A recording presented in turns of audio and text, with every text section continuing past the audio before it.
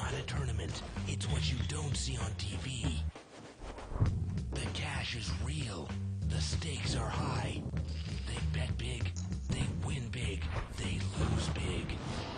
High stakes live action poker. Live at the bike. Watch it live on the web or play it if you dare at the Bicycle Casino right here in Los Angeles. Hello, everyone, and welcome to Live at the Bike, brought to you by the Bicycle Casino in Los Angeles, California, the first and only webcast of real action cash game poker. My name is Bart Hansen, and I'm here with David Tuckman, and we're here doing 10-20 no limit on a Friday night. It's a big no limit game, yes. Unrestricted buy-in. I don't think I could ever be a weatherman. No. Guys that have to. That was your audition, and definitely not. And it did work out. No. Well, we got a couple of some of the usual people on the table, and then we have some new faces. Yeah. So let's get to it. Let's get to the table. Let's do that. And we got we're gonna go around and introduce the table, and then we got some interesting tidbits, technical updates here. Cool. Cool. Yep. Let's see. In seat 1, we've got. There's Mo. Yep. Good old Mo, chowing on some dinner. Yep. Background. Seat 2, we've got Hollywood Russ, and he is, I guess, officially back. Yep. Seat 3, we've got a new player. His name is, I want to say Kunal. Yep. Kunal Murdia. I haven't seen much of him. Nope, neither have I. Be interesting to see how he plays tonight. Seat 4, we've got Mike LeBlanc, and this is the player from last night out of New York. Yep. Death Valley on 2+2.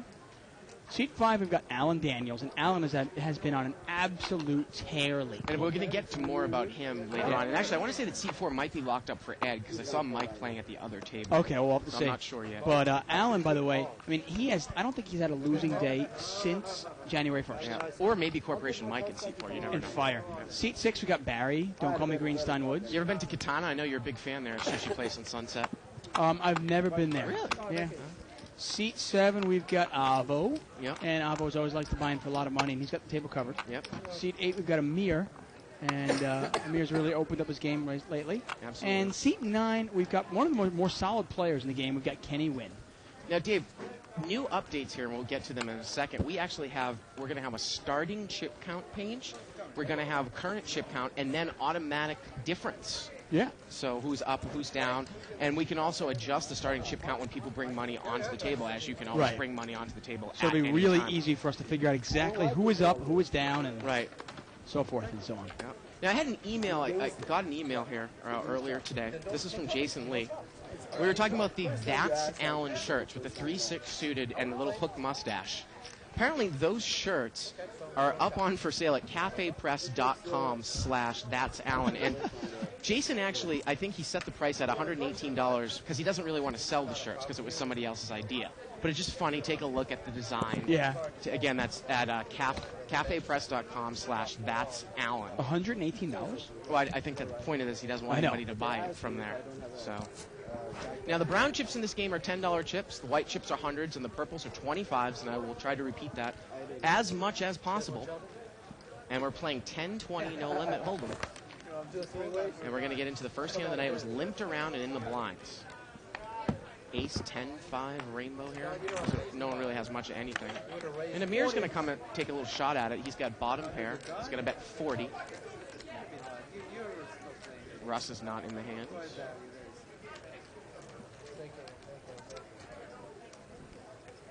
Now, Barry Woods has got a gut shot wheel draw. And he's going to make the call here, Dave. So Barry's going to need to spike a 3. Here we go to the turn. Turns a 5, and now Amir's made trips.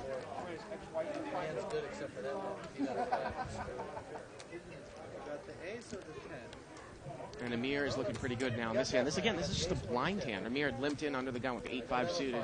Barry was in the small blind. And Amir's going to bet 100.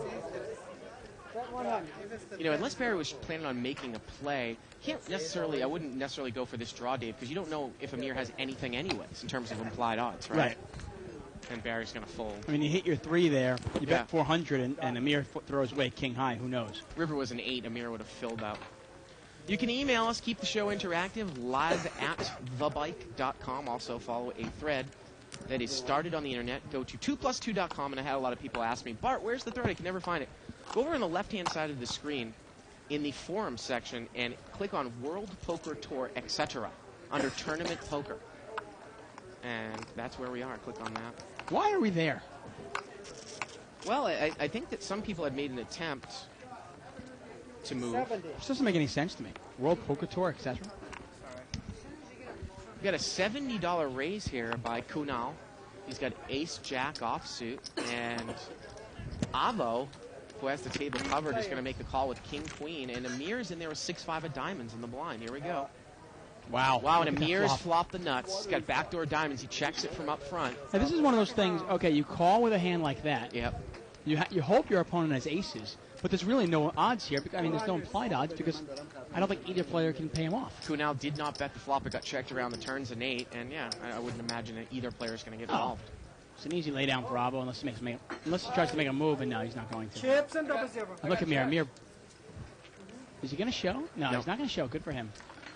So, I think we like have flopping the nuts and making no money on it. all the little streaming difficulties we had in the beginning of the show yesterday figured out and all smoothed out. So Yeah. we're ready to rock and roll here tonight. Right.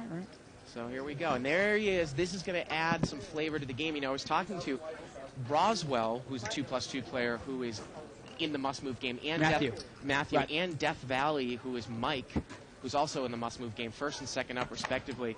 And I was telling them about, I was really looking forward to having Mike in the game last week, but Mike makes this game play like an aggressive 20-40 game. Oh, yeah. The stakes go up when he's in the game. Definitely. Yeah. Well, you have to understand, just by having Allen in the game puts Corporation Mike already on tilt. Right. Okay, and just by having Mike in the game, Barry's on tilt. Right. And with Mike on tilt, the whole table it gets crazy. So now we got four-way action here, and we had a $50 raise, I believe.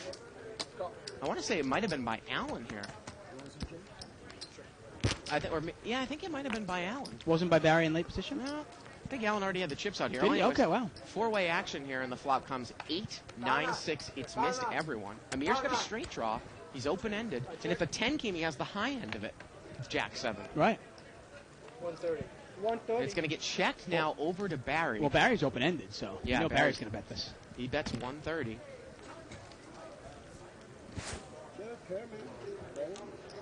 And Amir calls us. Now, Amir's not really in danger of hitting a smaller straight than Barry has, obviously. Right. Unless some sort of runner were to come out. Now, here we go to the turn. The turn is an 8. Barry's still got the best hand here with Yeah, Jack he does. 10. And he's in great shape. Amir is checked. Let's see what Barry's going to do here. The pot's about $350. I mean, Amir has to catch, I want to say, what does he have to catch here? Man, I'm trying to, a 7? No, a 7 obviously gives a straight. A 5. A to 5? win. Yeah, 5 gives him the win. And that's it, right? Barry's going to bet $350 here. Well, Amir could catch a 10 and they would chop it up, right? Yeah, that's it. Thank you. Yep. Oh, look at that. And Amir's going to check raise here. He's going to make it 1,000 total, 600 more. Wow. This is the new Amir, Dave. Well, we've been saying this for the last 6 weeks. And Barry gets away from it. There it is. Wow. Yep. Take it down, Amir. Yep. Amir is not afraid to push his chips in that pot. Right. And that makes him dangerous. Yep. That's Unbelievable. I was blanking on that one. I'm like looking at the hand. For some reason, I just could not figure out what card he needed to win the hands. Right. I tell you what, man. Check raised. I mean, check raised really drawn pretty slim. Door broke twice, and you walk out of here at 15,000. That was unbelievable. There you go. Button moves over here to seat 8. The 1 out? That was crazy. And Allen's got ace-king here. He's going to bring it in for a raise. Allen. Gotta love it. 100. $100 here to go. We're still talking about that hand from Wednesday, Dave. My goodness, Allen with the 1-outer on the river. Oh, man. $27,000 pot. Aces versus kings versus queens versus ace-king. Mike limped in with ace-rag. Allen 5 raised. years. He can't say And, someone give me a bad pick. Allen's going to take it down For there. 5 years. 2 times last week, he's supposed to walk out of here broke. He walks out with 15,000. And they're still talking about Allen here. Yep. Allen has been on fire, I swear. I was playing last night, actually, in a 5-10 game. And I only got to play with Allen for about a half hour before he left, and then I stayed in the game. But Allen had won another probably, I don't even know exactly, but somewhere between $4 and $8 last night. Kenny Wynn's probably the tightest player on this table over here in seat 9. He has the button. Mike is going to limp here with 8-5 offsuit. Barry Wood's got an ace-10 of spades, and he's going to bring it in for a raise. This is what I really like about Barry's game. He is, sometimes he's a little bit loose pre-flop, but I like his aggression. You got to hand it to him. He gets a beat. He takes a beating sometimes, and he comes back swinging. Right. He certainly doesn't stay down. Yeah. And like most nights, it seems to start off slow. People kind of feeling each other out. You'd think that some of these guys know each other so well there would be like no feel-out period, but it's still, though, there still seems to be a little bit of a feel-out period. Nobody wants to go broke the first 5 minutes. Pretty much so. That's sick. Pair with 3 dots. Look at that. Play at the LAPokerScene.com. Home of the $500,000 free roll. Going to see a live straddle here by Corporation Mike. Now seat 8 of pocket jacks. So it's going to be 20 to call. Let's see what he makes it here. Other than that one I did. That going to make it 140. 140. The kings against aces, I felt bad. And Mike's got queen rag offsuit. I don't even know if he can call. But look at this. Seat number 3's got 6-5 offsuit. He's going to make the call in the big blind. Yeah, I know. Seat number 3. And actually, it's pocket 6s. Excuse me. Here we go. Heads up. Jacks against 6s. Now, is Kunal going to get in a little trouble here with this flop 10-3-3? He checks it from up front. It's not a bad flop for Kunal unless Kunal was only calling to hit his set and maybe win a big pot. Amir's going to bet 300 here. And Kunal is going to make the call, and this pot's about 800 already. Turns a king, overcards to both players, pair. And look at this, Amir's going to check right behind Kunal. And the river is a 6! And Kunal fills up on the river. It's an $800 pot. Looks like he's about to bet 800 here, Dave, and he does. 600. He's going to bet 600. Now, what does Amir think Kunal has? Well, it's a really strange kind of play. I mean, okay, you bet the flop and Kunal calls you. Okay, what is Kunal calling you with? Remember, he called a pre-flop raise, so you don't put him on a 3. Right. If you put him on a 10, well, you can beat the 10, and you can beat a bunch of pocket pairs also. Wow. Amir is not going to get involved. Amazing. I mean, there you go. Unbelievable. I mean, obviously, you can't imagine the king helped him, can you? Yeah. Wow. Unbelievable as the button moves over here to seat number 2. I mean, obviously, Kunal could have smooth called him with queens, kings, or aces also. But, I mean, I'm surprised you don't call. It's an $800 pot. 600 there. All right, here we go with a little bit of new graphics here. This is the opening chip count. Here. Wow, look at the chip total. Everybody started 43,100. And we've got... And we got pocket aces here for seat 7, and he did not raise. Seat 7 did not raise with aces. Avo was maybe thinking that Mike was going to raise out of the small blind, and the flop comes 10-9-6 with 2 hearts. Well, he limped in under the gun trying to do a limp re-raise. 60. He was first to act. And look at Barry Woods. Barry Woods has got a straight draw and a flush draw, and he's going to bet. 160. He bets 160. Excuse me, a $60 bet, and Avo's going to raise it to 160. Avo's got the ace of hearts here, and Barry's got a huge draw. Yeah, he can need a 7 or a heart. Turns a queen. And now, Barry's double gutted now. He could catch a jack now as well. Yes, he can. You're right. He's got a straight draw and a jack and a 7 plus a flush draw. He's got 8 hearts plus an additional 3 jacks and 3 sevens. So we're talking 14 outs to the river. And Avo is bet 260 here. Boy, if Barry knew what Avo had here and he knew it was a limped pot, he probably could make a big raise and get Avo off of this hand, don't you think? If he makes a big raise here, I don't know if Avo can call him. It's a limped round pot. He's just going to check call again here. And, a lot of hands Barry could have here. And the pot's about $900. And the river is an ace, and it does not improve Barry's hand. Yeah. Barry checks. And the pot, again, is about $900 here. Double gutted with the flush draw on the turn. Yeah, and obviously that does not help him. Avo's now got trip aces. Action's on Barry still? No, actually, Barry did check. Okay, Barry gave up. Imagine Barry's going to lay this down here. Yep. Avo's going to bet 800. Wow. You know, against some other players, you know, Barry would make a move there with that hand. I would want to. Well, he could have definitely done a big check raise on the turn there. Right. Or even bet the turn. Right. Trying to represent 2 pair. Yep. pretty easy for him to have queen 10 there, queen 9. I mean, Yep. whole bunch of hands. Obviously, king jack would have been a straight already. Wednesday and I played last night at Lake Elsinore, man. We had to go out there. So we have that opening chip count, Dave, and we're going to see, and then we're going to see another chip count, and then we're going to see the difference, which a lot of people have asked for in the past. Yeah, no, it really helps me because I have trouble adding, so. Well, sometimes you don't know exactly. No, where, you also don't know, what people have put on the table in terms of Right, the rebuy. definitely. It's great. Great new feature of Live at the Bike. Four-way action here, limped around, so it's an $80 pot. All diamonds. Yep. Now, Russ has got the second nut flush draw with the straight draw, ace-10 deuce. It's a pretty good flop for Russ. And Russ is going to bet 100 here with his straight and his flush draw, and it's probably going to be enough to take it down. Yeah. Power of the semi-bluff there. Nice bet by Russ.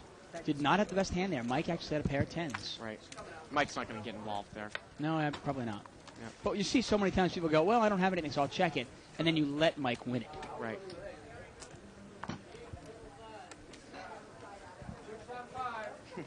Email here from Jeremy Simonson, and I saw that Jason actually put up that design on the 2+2 thread. Jeremy Simonson says, a lot of random hands have names, and 3-6 suited should definitely be called the Allen from now on. When you win with that, you have to throw the cards on top of the pot you win and scream, "That's Allen!" Then shield your face from the nasty looks from the other players. 80. We got an $80 raise here in the cutoff by Kunal here, seat 3, player that we really don't know much about. No. 7-9 of diamonds. And Barry's going to make the call here with ace-10. $160 heads up. Here we go. And the interesting way that hand played out with Kunal, you'd almost assume that Kunal probably thinks that his sixes were good the whole way. Look at this. Barry's going to bet up $200 here. He does not have anything. $200 here into this flop. Probably going to be enough to take it down, though. I mean, he's got the best hand. Yeah. Kunal's got 9 high. Jack 6 of hearts. Not a real good flop for 7-9 of diamonds. Barry Woods takes it down. Again, you can email us at live@thebike.com. But you might have called me. And we're playing 10-20 no limit here, Dave. Brown chips are $10 chips. Whites are hundreds. Do we have purples in this game? Very rarely. Maybe not. Okay. Yeah, well, not really. if we see big chips, they're thousands and 5,000s. Right. Kind of the greenish-gray ones are thousands. And the purplish ones are 5,000 if you see those. Most players will stack their chips in 20-chip denominations. Right, so that right there, you can see those are 2 stacks of $2,000, $2,000, about $1,800, and then those stacks of those brownish-red ones are $200 each. Right. King 4 diamonds. Oh, you talking about that one? Yeah, head-ace jack. Limped around here. As often, the show kind of starts out a little bit small, and then it gets crazy. Yeah. Ace. All you need is one person to go on tilt, and the game gets nuts. Barry's got a straight draw here to the 10. Not really valuable. Yeah, I was going to say, he's got a gut shot, but if a 10 comes, anybody with a king would have a straight. So if a 10 comes, Allen will make a straight here. Right, exactly. It's going to get checked around twice. And the river here is a queen, and everybody Yeah, this is gonna chop chop it the up board. here. Yeah, it's queens and jacks. chop with it an up ace kicker. 3 ways. Hey, look at Avo. He's going to bet. 20. Well, he's going to bet 20. Sit one's friend. Tell him, just call him. And Allen's going to raise. Allen raises. He makes it 100. Wow. Go get him, Allen. Seems like Allen, runner. Otherwise, everybody's chopping this fucker. And that's what Barry says. Everyone else is chop. I mean, am I going to call 100 for a chop? And he's going to throw it away. Allen! All right, Allen. Oh, this is one of the best plays ever. I love it. Yeah. Look at Avo. Gave him a nasty look. Semi-bluff. Semi-bluff. That's great. Semi-bluff. Oh, that's classic. Classic Allen. There was actually a pot last night. I wanted to let everybody know about it. I was involved in a $15,000 pot last night that was chopped 5 ways. Oh, really? Yeah. The board was queen. Did you end up making money on the hand at least? No. No. The board was queen, queen, queen, queen, ace. So I took about 5 minutes thinking about it, and I go, I'm going to bet 400. Then Gore called me. Paul raised it, and I was hoping somebody would fall for it and fold, but nobody did. I was going to say, there's no way that anyone can't play that board, right? Right. 4 queens and an ace. Headache. Thanks, Randy. $80 raise here. But I figured, hey, I'll take it and give it a shot. I'll bet it. Maybe somebody won't figure it out, and they'll throw their hand away. Kunal raised it up to 80 with King Jack of clubs. What a raise there by Allen there. Now, Amir's going to play here in the big blind with 8-9 offsuit, and Hollywood Russ is going to call with King 8 suited. And Avo was not in the hand. He was away from the table. Ace 2-7. Avo actually got dealt Ace Queen. Bet 150. And Kunal's going to make a continuation bet here on this flop, ace-2-7, and no one really has anything here. Should take it down right You now. know, it's interesting there. Kunal, last time, he had ace-jack. It got checked to him. He did not make the continuation But look bet. at this. Amir's going to make a move again. Amir loves to. He's going to check raise with nothing. Unbelievable, Amir.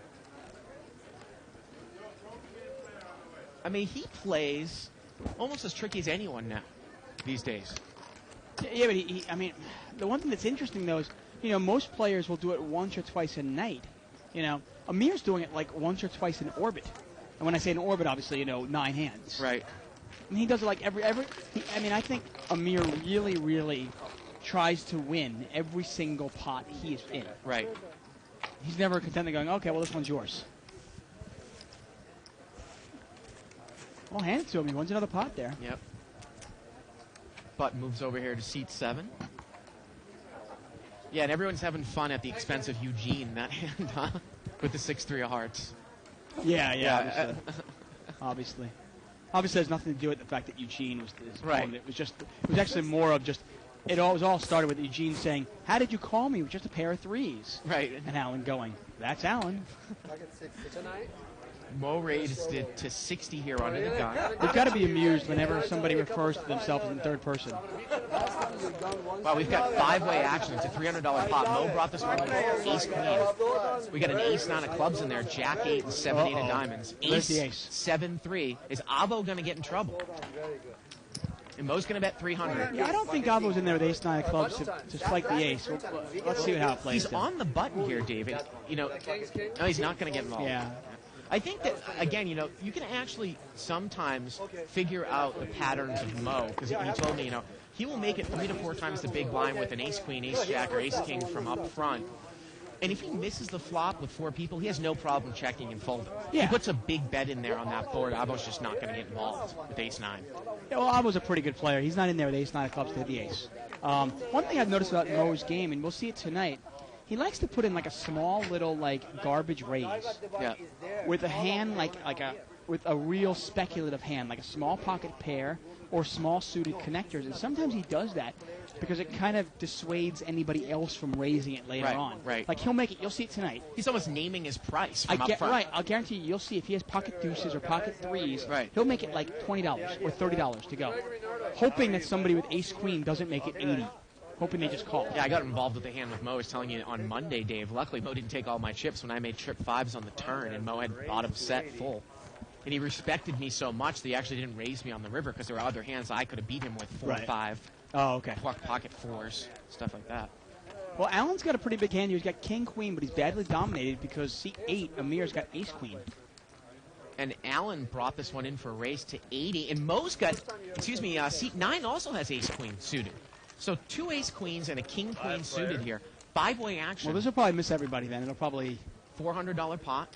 Well, Jack deuce 8 here. We got a jack 6 suited for Mike in seat 4. He's got the best hand. yeah, for Mike, that's the nuts, isn't it? And Alan is not going to fire here. As often, he's not going to fire in there with a hand. Nobody wants it. Turn is a 10. Wow, that's an interesting card there. Alan's now open-ended. Yep, Alan's got king queen suited. Seat 9 has ace queen of hearts. The board reads jack deuce 8 10, all off suit. 420. I hit the 10. Now, who has 8-10? Is that Kunal? Is he in the hand? No, he's not. No, Canal is not in the hand. Okay. Yep. Mike has bet here 400 with jack 6. That's the important one. And Alan, by the way, that missing one, that is king queen, Yep. folks. King queen of clubs. There's no flush possible on this board. That is a Badoogie board. We also have Barry in with 9-6 offsuit, and we have seat 9 in with ace queen suited, and Alan calls. And Amir, is he going to call? He calls with the gut shot and overcards. Wow.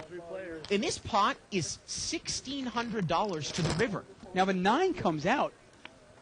Okay, it Oh, doesn't. the river's a 3, and Mike escapes. Yeah, I was going to say the 9 comes out. Is Amir going to go broke?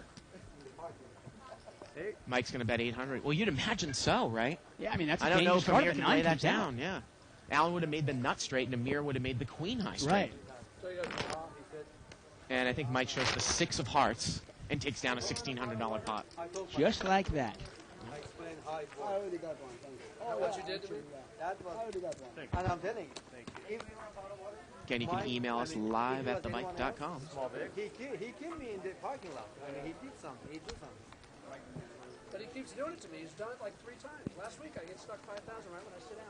On Wednesday, and you slow roll me again. God, poor Mike. That time I was All these players conspiring against him. How does he move on? I'm going to make you happy and you do that. King Jack here for seat 6. That's Barry Woods. And he just limped in there. We're going to get a raise here at a seat 9 with ace 10. He's going to make it 120 here on the button. Yeah, Kenny's going to raise it up ace 10 offsuit. Not a hand that plays well multi-way. And I guess he's trying to limit the field or possibly win it right now. Now, again, for a player like Barry, you know, you got to really notice the type of player raising. I don't know if I'd get involved against Kenny with King Jack offsuit. Not out of position, I wouldn't. Well, the flop misses both players. Now, is Kenny plays it passive where he wouldn't bet this flop? Let's see. I imagine Kenny's going to put a little bet in there. It's heads up, and he does. He does bet. He bets 240. And he's on, obviously, a complete steal here. His ace high is the best hand, though. Takes it down. Yep, there you go. Word is that Kenny plays in big no-limit games sometimes outside this casino. Yeah. 20, 40, and up. I've actually seen him play in the 2040 game. Right. And there's the LA poker scene. Check it out. Go to liveatthebike.com on the right-hand side. You click on LA poker scene. And I believe you use the bonus code of BIKE, B-I-K-E. Yep. You get 100% bonus. And you also can use the bonus code 5x500K to get 5 free entries into the first stage tournaments in the free rolls. The bike actually is for Poker Forever, Dave. It's $100, 100% deposit at pokerforever.com. Mike is raised here with ace-queen. Actually, you know what? He straddled here. Seat 3 has ace-queen, and he's going to raise. He's going to make it 140. And Mike's got deuce 5. He's not going to call. Not even for him. Got word from a couple people here, Dave, that everyone's stream is working fine now. So, again, we had a couple hiccups on Wednesday and the beginning of yesterday, but it seems like everything's going okay. Okay, so I'm curious here. I'm looking at Bart's tournament, okay, which is February 19th.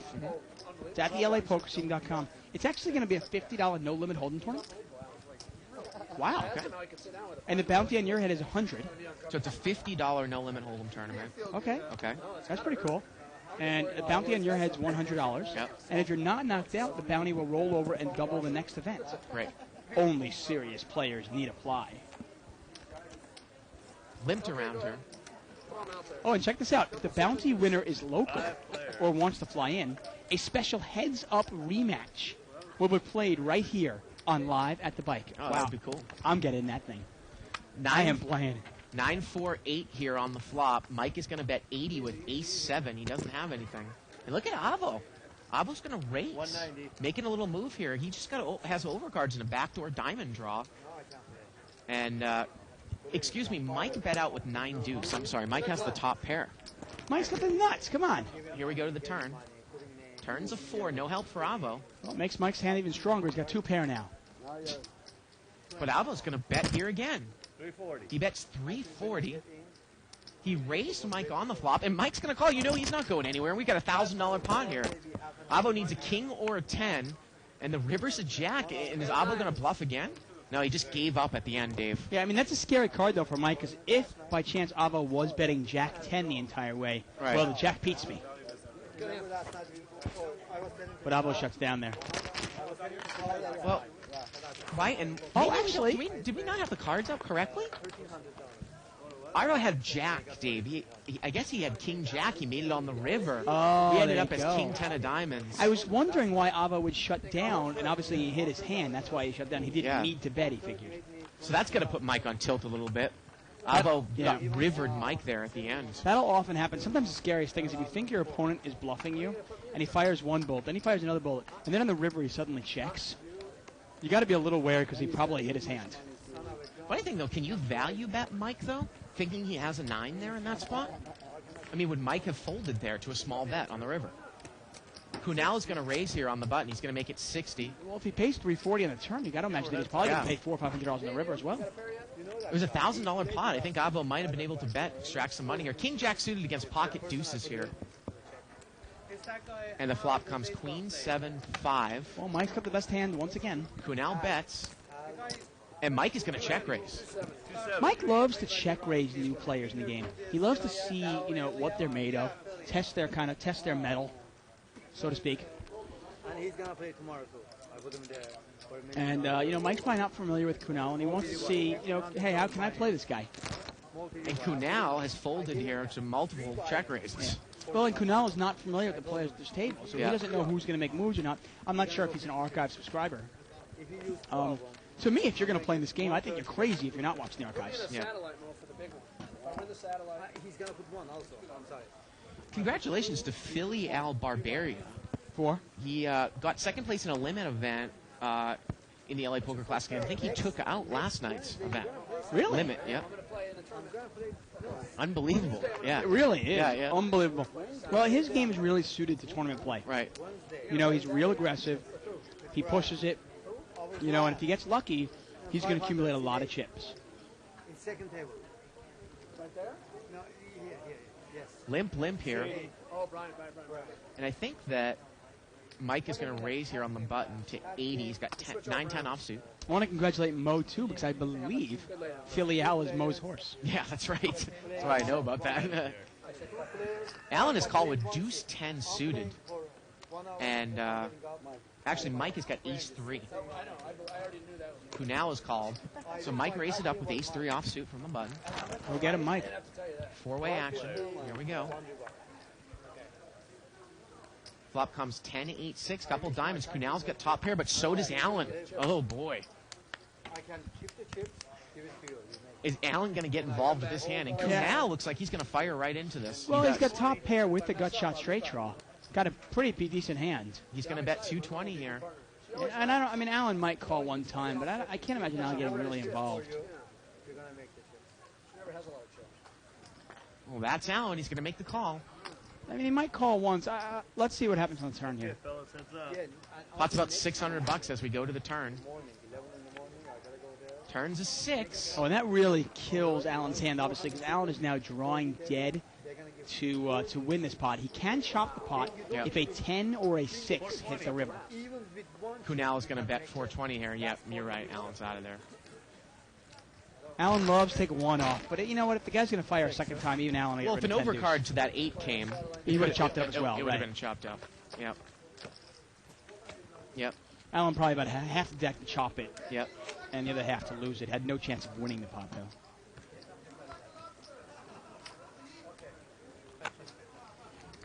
Button's going to move over to seat 5. So that is going to be fun to play in that $50 plus 5 no limit hold'em tournament on February 19th. Do we have a time for that? Barry, you can rebuy in this game? It's probably going to, Dave, I want to say probably going to be around 3 o'clock Pacific time. How many rebuys can you buy? 3 o'clock Pacific time Yeah, so on 6, Sunday? 6 Eastern, yeah. That doesn't work for me. No? Can we change it? $70 raise here by Kunal. He's got Jack 10 offsuit, and Mike's got Ace Queen, and he says, I'm going to re-raise. All right, let's see if my check a lot like. Let's do it at like Whoa, 2 in the he morning. just calls. I thought he said he was going to re-raise. He just calls. Alan calls. Barry's going to call with Ace Jack. And Mike's got the best hand, and Avo's in there with Queen 9. Wow. So we got 5 ways times $80, huh? 400. Kunal, the pre-flop raiser. He's dominated by Barry here. King, Jack, 5. No one has a king. Kunal's got middle pair. Yeah, Barry's got the best hand here, though, the Ace Jack. Be interesting how this plays out. Now, Avo with a gut shot straight draw. Everybody checks it. Everybody checks it. Kunal did not bet. Oh. And the turn is a queen. Well, now Mike has the best hand, Yeah, with ace queen. Avo's got a pair now. and Kunal is open-ended. And if this gets checked to Mike, you know he's going to bet. But Kunal is going to bet here. He's going to bet 150, it looks like. Mike just calls. 150 into a $400 pot. I think we got the same hand. Surprised that Mike just called there. And let's see what Barry's going to do. He's going to call. Wow. And the pot now is about $850. And Barry's in really bad shape here. Yep. The river's a 6, and Mike has the best hand. Yeah. Obviously Kunal was open-ended there, but Barry would need the Case Jack to come on the river to win that hand. Ace queen. And Mike just checks it down. Ace queen is good. There's no slow around. Obviously, Barry could have chopped it up with a couple other cards, but to win the hand, he would need the case jack to come out. Yes, that would be a rarity. It's not like we've never seen that on the show before. The case card? Right. No, we saved that for just after the show ends. Right. Once again, we are live at the bike, folks. I'm David Tuckman here with Bart Hansen, and you're watching No Limit Hold'em. Blinds are 10-20. Right. And this is a unrestricted $1,000 buying game. Buy in as much as you want with a minimum buy-in of $1,000. Button is in seat 6. That's Barry Woods. Barry's a regular on the show. He's also a 2+2er, B-Dub1 on 2+2. And he's going to raise it up here with Ace-King on the button. Ace-King offsuit, $90. And let's see if Amir gets involved here. And Albo is not raising $8,000, folks. He's just rearranging his chips. And look at that. Amir is going to call with Jack-5 suited, and that'll probably bring Allen in the pot, too. And it does. I don't think Allen would have called heads up, but hey, with another player in there, why not? Does Allen spell his name A-L-L-E-N? He does here. Three-way action here. 8-3-4, couple diamonds. Well, Barry still has the best hand here. But let's see now. This is like the fourth hand that Amir has played, and Amir seems to try to win every single one. Let's see if he tries to win this one. It's going to get checked to Barry. He's only got 2 people. Usually he would bet here. He's got the ace of diamonds. And it looks like he's going to play. You know what? Even though Amir has been check raising him a lot, he's not going to get deterred. He's going to bet pretty big here. Are you serious? And Amir throws his hand away. And Allen throws his away. Nice play by Allen. By Barry. A lot of players, once they get check raised once or twice by a player, sometimes they'll get a little gun shy, and they'll start checking it when it gets checked to them because they're always fearing the check raise. I really like the fact that Barry fired there. Oh my God! What a laydown! How crazy is that? Who is this guy, man? Button moves over here to seat 7. Okay, all right. It's really important, obviously, not to get afraid.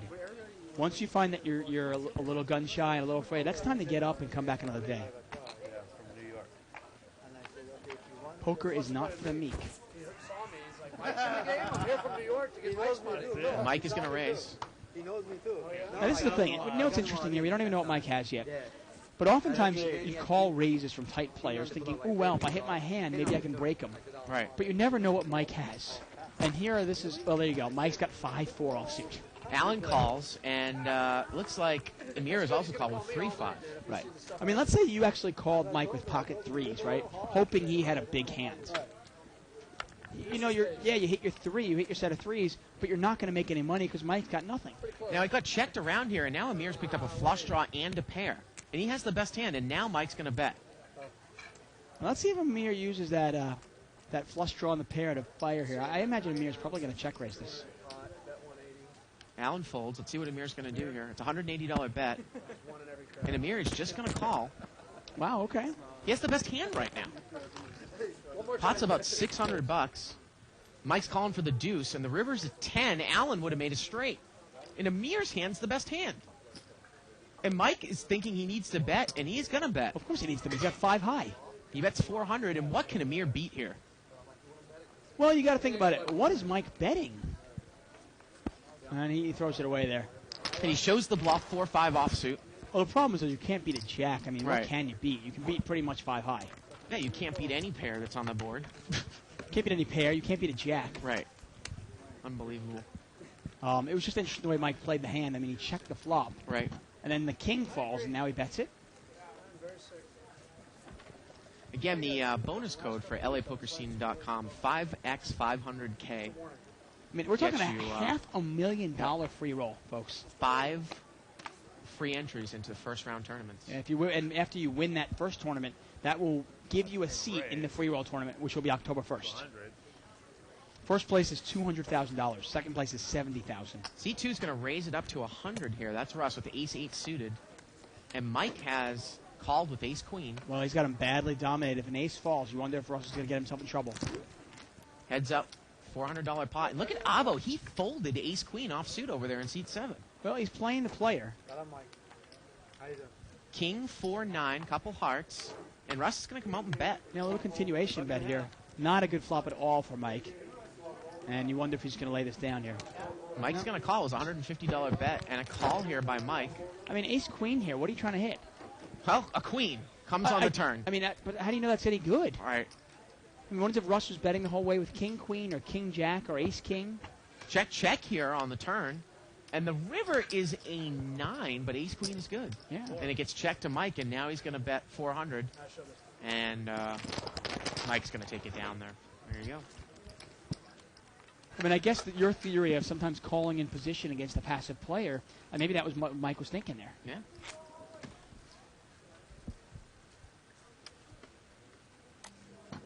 Interesting game last night. I got to play, and I was playing the 5-10 game with Gore, old-time Live at the Bike player. Yeah. Jonas was in the game.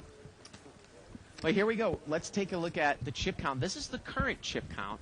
Okay. So here we go, and I think we're going to look look at that chip total. now 52,000. at the winnings. So this is the difference. So Kunal is up $1,600 here. And as we can see, that's great. Yeah, Barry down 2,000. Yep. Avo even, and so forth and so on. There we go. Pretty interesting. Yeah, Great new feature here at Live to Bike. Four-way action here. Ace, 4-3, couple diamonds. And Mo's going to bet here $80 into a diamond draw. Now, Barry Woods has got ace 5. He's got top pair and a wheel draw. Yeah, and Amir's going to call with pocket 5s. The turn's a 3. Barry's still good. Again, Amir has pocket 5s and seat 8. Russ is not in the hand. Amir needs a deuce to chop the pot up, huh? Or a 5 to win it. And Mo's going to bet 280 here with his diamond draw. Let's see. Oh, wow, Barry throws it away. And Amir's going to call, and his hand is still good here. Wow. Pot's about 900 to the river. Look at the respect. Oh. And the river is an ace, but the 5s are still playing against the board. Yeah. And Mo makes the flush. And Amir's going to bet. But Mo has Amir beat. Amir does not have a full house. And Amir's going to bet 1,000 here. Yeah, but how can Mo call this, though? You get your diamond. How can Mo call this, though? I remember he bet the flop. You can have ace. You have ace. Barry and Amir called. He bet the turn. Barry folded and Amir called. What would Amir call you with? Right? That's what Mo said. I think you can't have ace. Barry had the ace. And he says, how much is it? Is it 1,000? And Mo's thinking about it here. Well, and he's going to make the call, Dave, and he's got it with the flush. Wow, what a Unbelievable. Call.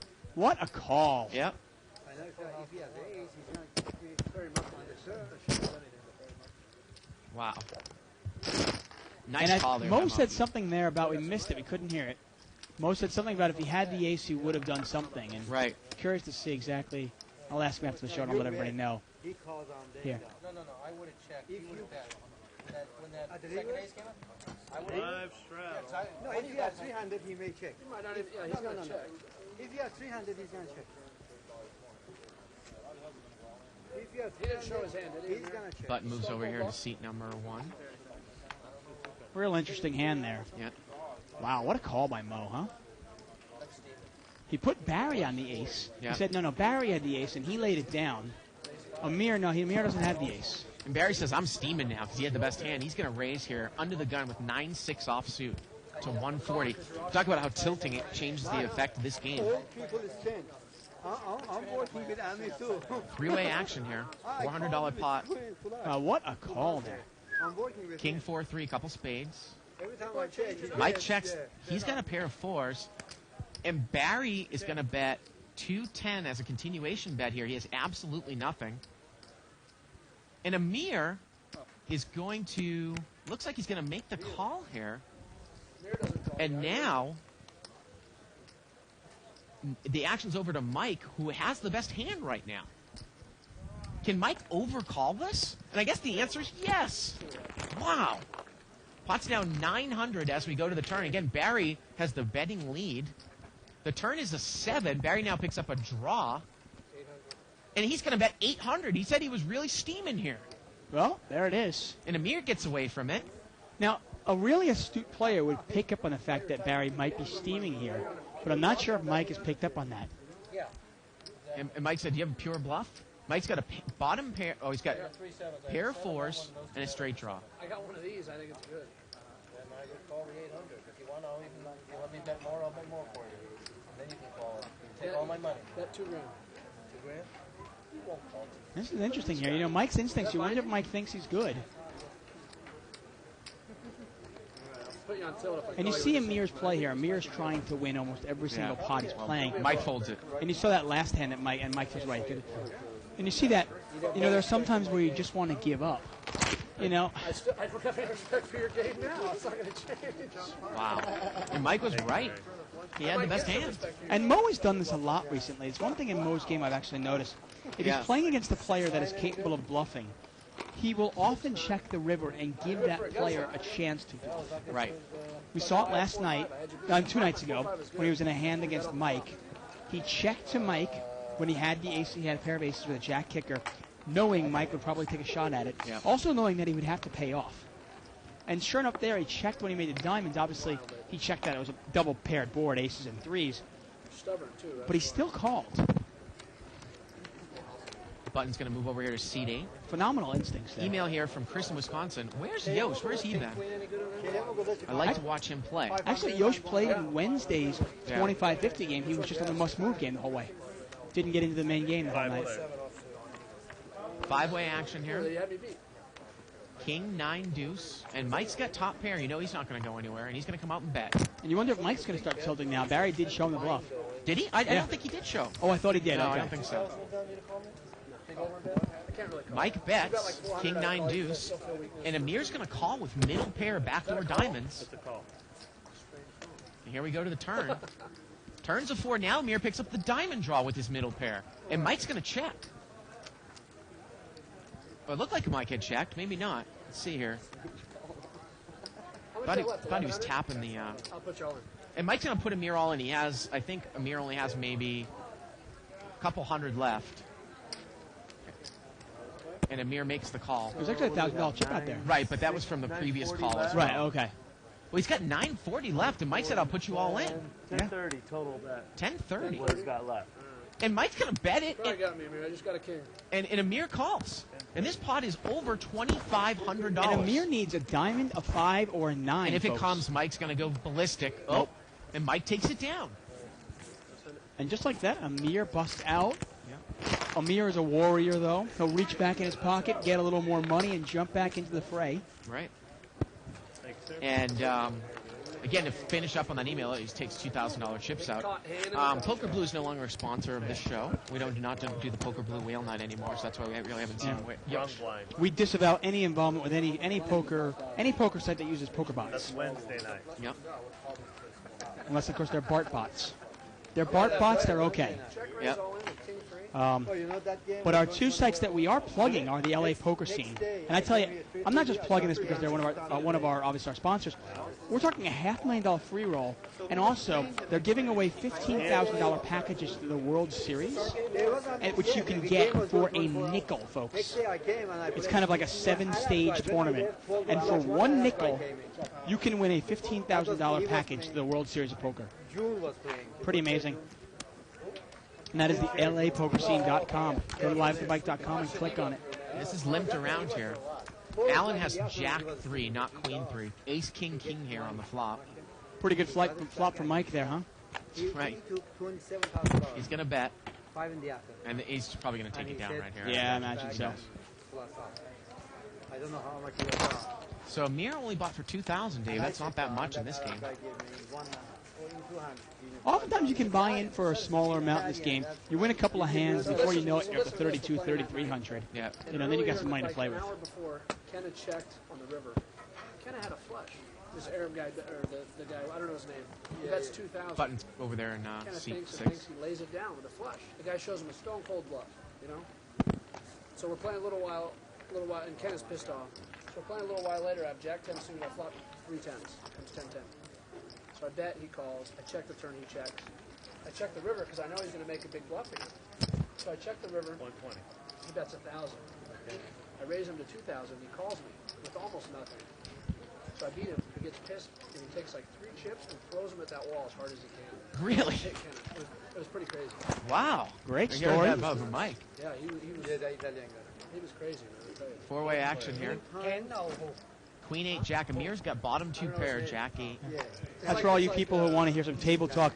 Generally, we don't let table talk go on too much because most of the talk on the table is pretty inane. Right. But that story sounded interesting, so you kind of let it go. Mike is bet here with ace-7, a stone cold bluff, and again, Amir's got jack-8 over there in seat 8. Yeah, I know, but all of it. Now you wonder if Mike is going to put Amir on a steam here. You know what I mean? Amir just did lose. I mean, I want to say probably close to $3,000 over the past 5 minutes. Tilt? Yeah, there you go. Mike says tilt. And Amir's going to make it 1,500 to go. You got to put it out there. And I love the bet by Amir here. I love it. Because you know what? I think if Mike just had a queen, I think Mike calls because he puts Amir on tilt. Right. He thinks this guy's on tilt. He's trying to give his money away. But unfortunately, Mike's only got ace high. That was an interesting story there by Mike. I don't know when that went on. It was after the show, probably about 1 in the morning, 12:30 in the morning. Did Kenna come back? Because I thought he went to the airport. He went and he came back. Oh, yeah. really? He was here. Kenna was here when I left Wow. at about 1:30 in the morning. Good for a game, Joe Bluff. I mean. Unbelievable. Mike said he check raced him with 3 10s on the river. Actually, I heard Kenneth actually play it over at a different casino last night. Yeah. And did well. Unfortunately for him, he just seems to be snake bit on our show. Right. Nice shot of Hav there. I like to call him Midnight. Yeah. Really? You did a good job in the booth last Friday when you were playing in the game. Right. I go downstairs and Absolutely. How sick is that? Button is in seat 5. Avo's back in the game. Thank you. Yes. Thank you. I don't know, I'm here. Thank you for all the emails, folks. People letting us know that there's no streaming issues tonight. I think a couple people said that there were some things, so we're trying to do as best we can. Oh, really? Well, 1 or 2, I think that's kind of expected, isn't it? Limped around here. 4-way action. Limped around, huh? Ace, Queen, 6 here. King 10 over there in C3. He's got a gut shot. That's Kunal. And Kunal's going to bet 60. That'll probably be enough to take it down. And it looks like it is. There you go. Nice hand there by Kunal wearing the backwards hat. Yeah, I didn't realize that Kenna had come back on Wednesday. Amazing. Ace 200 with ace 7, then I bet the flop. That game was still going in the afternoon when I... Oh, yeah, that game, like I said, I mean, it was still going when I left, and it was still going when you came into work the next day. Anytime you want action, So, it's right in front of you, man. You can make it. pretty good. I tell you want to play a big no-limit game? Come on here Wednesdays. Mike is limped in here. Definitely get your fix. And Barry's going to raise it up to 120 here on the button. 8-6 offsuit. Mike has got deuce 4 of clubs. He makes the call. I don't want your Allen I just want your chips. has got ace 8 of diamonds. He calls. So we've got 4-way action here. It's about a $450 pot. Barry Woods, the pre-flop raiser, on the button. Now Amir's got a gut shot here, and Barry does not fire into this board. Turn is an ace. Barry again has, and Allen's got ace 8, and he's going to bet. He's going to bet 200. Public figures he has the best hand here. He's got ace 8 of diamonds. It's a weird bet. I got your ace. Fishy. You know, Barry? The heart doesn't. And look at Mike. It's a weird bet, but that's Allen. I know. You could have an ace, but you got a crappy kicker, so I got you beat there, especially when you get the heart on it. I'm on a draw. Make it 500. And look at this. Barry's going to raise Allen here with absolutely nothing. He's going to make it 500. He told Allen, I don't think you've got a good kicker, so I'm going to raise you. And Allen's going to make the call. Don't put a heart up there. Oh, my goodness. Here we go to the river. And the river's a jack. And can Barry try to bet Allen, I guess, off of a chop pot now, Well, that's right? the thing. If you don't put Allen on a good kicker, well, Allen's got a king kicker right now. And Barry's going for chips here. He looks like he's going to bet, I don't know. let's see here, 1,000. I don't think that's enough to get him off the hand. 1,000 into about a $1,600 pot. Pot 1,600, 1,000 to call. See if Allen can make a call. And I'm wondering, my money's on the. I think he's going to call. Pot's $2,600. It's 1,000 for Allen to call. It's almost getting 3-1 for the call here. What does Barry have here? Well, Allen's been running hot here. Well, you got to think of what does Barry have here that he would not bet the flop on? I mean, what is it, Queen 10? Is that what he's trying to represent here? Queen 10 specifically? And if he had queen 10, wouldn't he bet that on the flop on the button?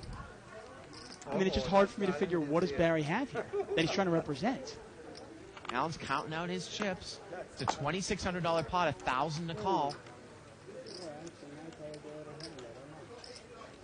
I think he's going to make this call. Call! He makes the call, Dave! And he's got him. Yep. There it is. Oh, my. That's Alan. Look at that. Look at that. Oh, he's got it on it. He's got What is he, have business cards now? He's got it in the window now. Oh, that is classic.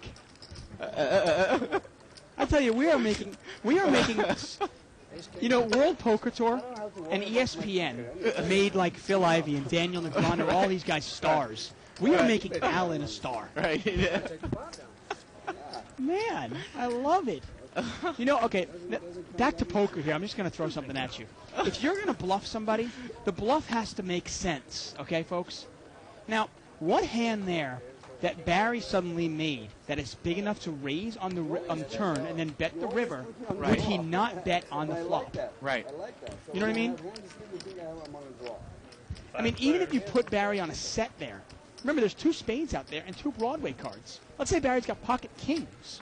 What, you don't think he's going to bet that flop? I just don't buy it. Kenny's going to bet here. He's got bottom 2 pair. He's going to come out and bet 60. And Alan will often call to take one off, but maybe playing the player, he's not going to. And Barry's got a gut shot to the 8 here with overcards. And he could be steaming, Dave. You think? $60 bet. Got to play the player, though. Going to make the call. It's against Kenny. Now, the only thing is if he does catch that 8, but it is a one-liner to a straight, you wonder if you get any action here. Turns a king. Well, now he's got a double gutter. A queen or an 8 will give him the straight. Kenny's going to bet again. And now it's worth going for, because if you catch that queen, you know, that's pretty well disguised. And there you go. And you wonder, again, I mean, I think sometimes Kenny... And look at the river. The river would have been the queen of clubs. Oh, wow. Kenny, he might not bet ace-9 there.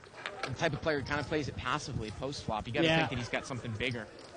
Wow. You're almost hoping he has 6-8. And if you're going for it, you want that straight. Well, you wonder if Barry noticed the double gutter. Sometimes that doesn't come into play. Yeah, sometimes you don't see it. Yeah.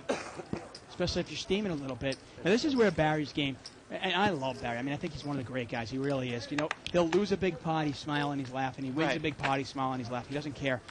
But right here is where he's most vulnerable.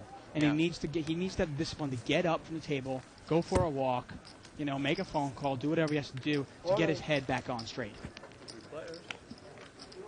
Three-way action here, limped around. Pocket 5s here for Kenny Wynn on the button. Ace, 6, queen. And Mo has got 2 pair. Top and bottom. And he's going to come out and bet. He bets 40. It was a limped pot here. I don't think Kenny's going to get involved. No, I don't. I can't imagine that. No. Kenny's not looking to make too many moves. He's going to make, you know what I mean? He's going to play it pretty straightforward. He's going to hope people get paid. He's going to pay off. Right. And, you know, he's never going to be the big winner of the night. A couple people like that story by Mike. Yeah. Jay Brent 33 says, is there any ways you guys could increase the volume of the player chat? Well, like kind of what Dave said, usually it's not that interesting. Yeah. But we do our best to try to, when we hear something like that, try to tone it down. It's kind of funny. Sometimes when we try to get him to talk, all we end up hearing is like Alan talking about some interesting story about his mustache. Right. He's like, well, I was shaving this morning and I couldn't figure out what was even. Oh, look at this. Alan's limped in with jacks and Barry's raised it up to 120, but Alan's got jacks in seat 5 and Kenny Wynn has aces on the button. Uh-oh. You know what? I was going to say, you know what? Let's see. I thought Barry would get in trouble because he's steaming here. But you wonder if Alan's going to be able to get away from jacks here. Yep. The way Alan's running, though, he'll probably catch a jack. Pocket 3s for Amir in seat 8, and $520 re-raise here by Kenny Wynn. And if Alan calls this would be an easy laydown by Barry.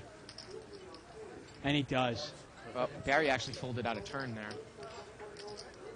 Although you wonder if Alan calls, does Barry want to take one off and see if he can hit it? See, now Barry's he's going to play it down. I like Barry's laydown there. Well, against Kenny Wynn here, and we're heads up. Aces against jacks. Here we go. About a $1,100 pot. 10, 9, 6. Uh-oh. Alan's got an overpair to this board Can here. he get away from it, Dave? You wonder if Barry would have got in trouble with an eights there. He would have had a gut shot. 7. Kenny's going to bet 700 here, and I think Allen's immediately reaching for his chips. This would be one hell of a laydown for Allen. Yeah, see what happens. Remember now, you got to think that you're playing the player here. What can you beat that Kenny might have? Remember, Right. if Kenny did it with 10s, you can't beat that anymore. You can't beat 9s. So what do you think Kenny did this with? 8s? 7s? I mean, what can you beat right now that Kenny might have? You know, you think Kenny's playing this with ace-king? Right. Oh, and Allen's going to make a check raise. Oh, He's going man. to check raise. 17. And I think Kenny's going to instantly, well, let's see here. Yeah, well, the thing is, he's going to call. He's going to call. I think he's kind of short. So it's not going to be that big because Kenny only had maybe a 1,500 to start the Yeah, hand. exactly. Actually, And he's all in here. Yeah. yeah. So Allen's going to need to catch a jack or a running straight. Now, Kenny's a good player. He doesn't do anything really instantly. I mean, Turns in to the way 10. he takes a second. Oh, Allen doesn't do it that time. No, and Kenny doubles up. Yeah. And like we said, you know, Kenny's not in this game to make a lot of moves. Right. He's going to win a pot here. He's going to win a pot there. Right. And suddenly he's up a couple of grand already.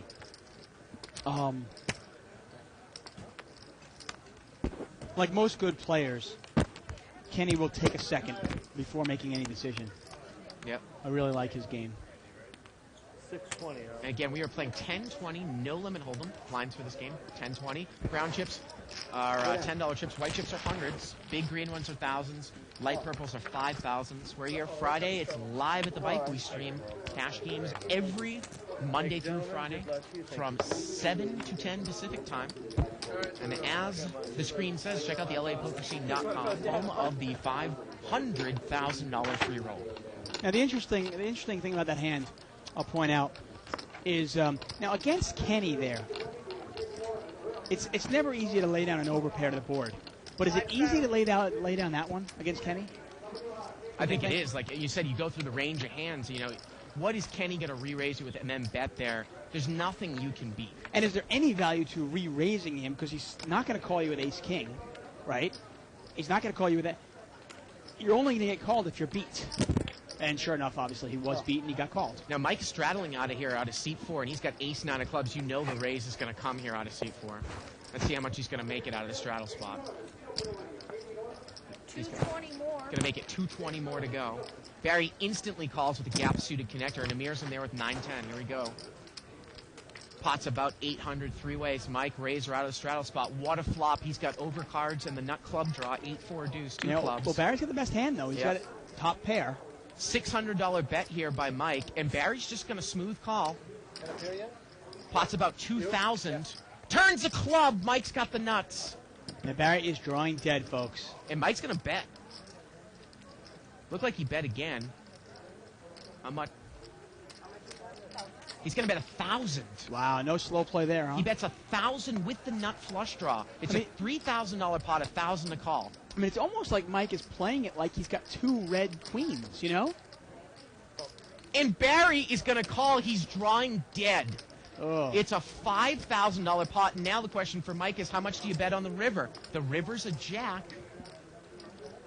And Mike's going to move all in. And it looks like, Dave, it's Wow, that's a lot another of money. 1,500 maybe? 2,400. 2,400 more. Yeah. $7,400 pot, 2,400 for Barry Woods to call. And he's made calls against Mike before like this. Yeah, well, I mean, you try to think of the hands. Okay, well, what is he trying to do here? I mean, let me throw this hand at you. What about two red jacks? You know what I mean? What can you beat, though, if you have 8-6 here? I mean, it almost like Mike's bet on the turn was almost as if he was scared. I like the bet. I really do. I think it confused Barry. And now he's overbet the pot. I really like this. Oh, and he's going to make the call. And Mike's going to turn over the nuts. Over a $10,000 pot. Wow. Unbelievable stuff. Yeah. And Barry there, unfortunately for him, overvalued top pair there on the flop. He was ahead just for a moment. And paid Mike off in a tune of about $4,000. Wow. Man.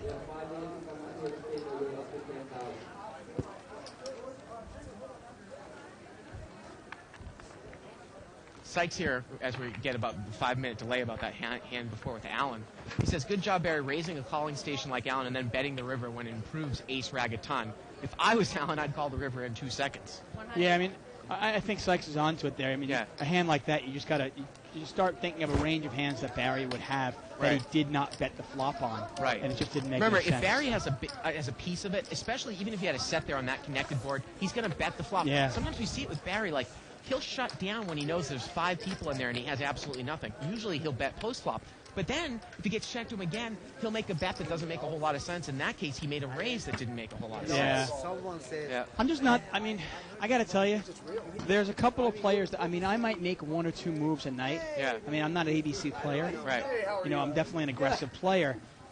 But I'm going to pick my spots when I make my move, and I'm going to pick the players I make the move against. And Mike used his aggression to a T there last Yeah. game. Unbelievable. I mean, at a table like this, you know, I'm going to make moves against players like, you know, I might make a move against Mo even. it goes here. Pocket kings here for Hollywood Russ. I might make a move against Avo Oh my God. or Hollywood Russ, say. Now, But I'm not going to make a move against Allen. I'm sorry. Barry's probably going to come in this hand, Dave. No, he's not even going to play. Wow, he had 3-4 suited there in the blind. Did not take it heads up. Oh, man.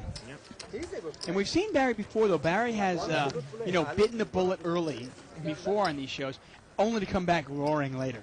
So, still a long night. Nice look of Hollywood Russ there. Yep. Wow. Unbelievable.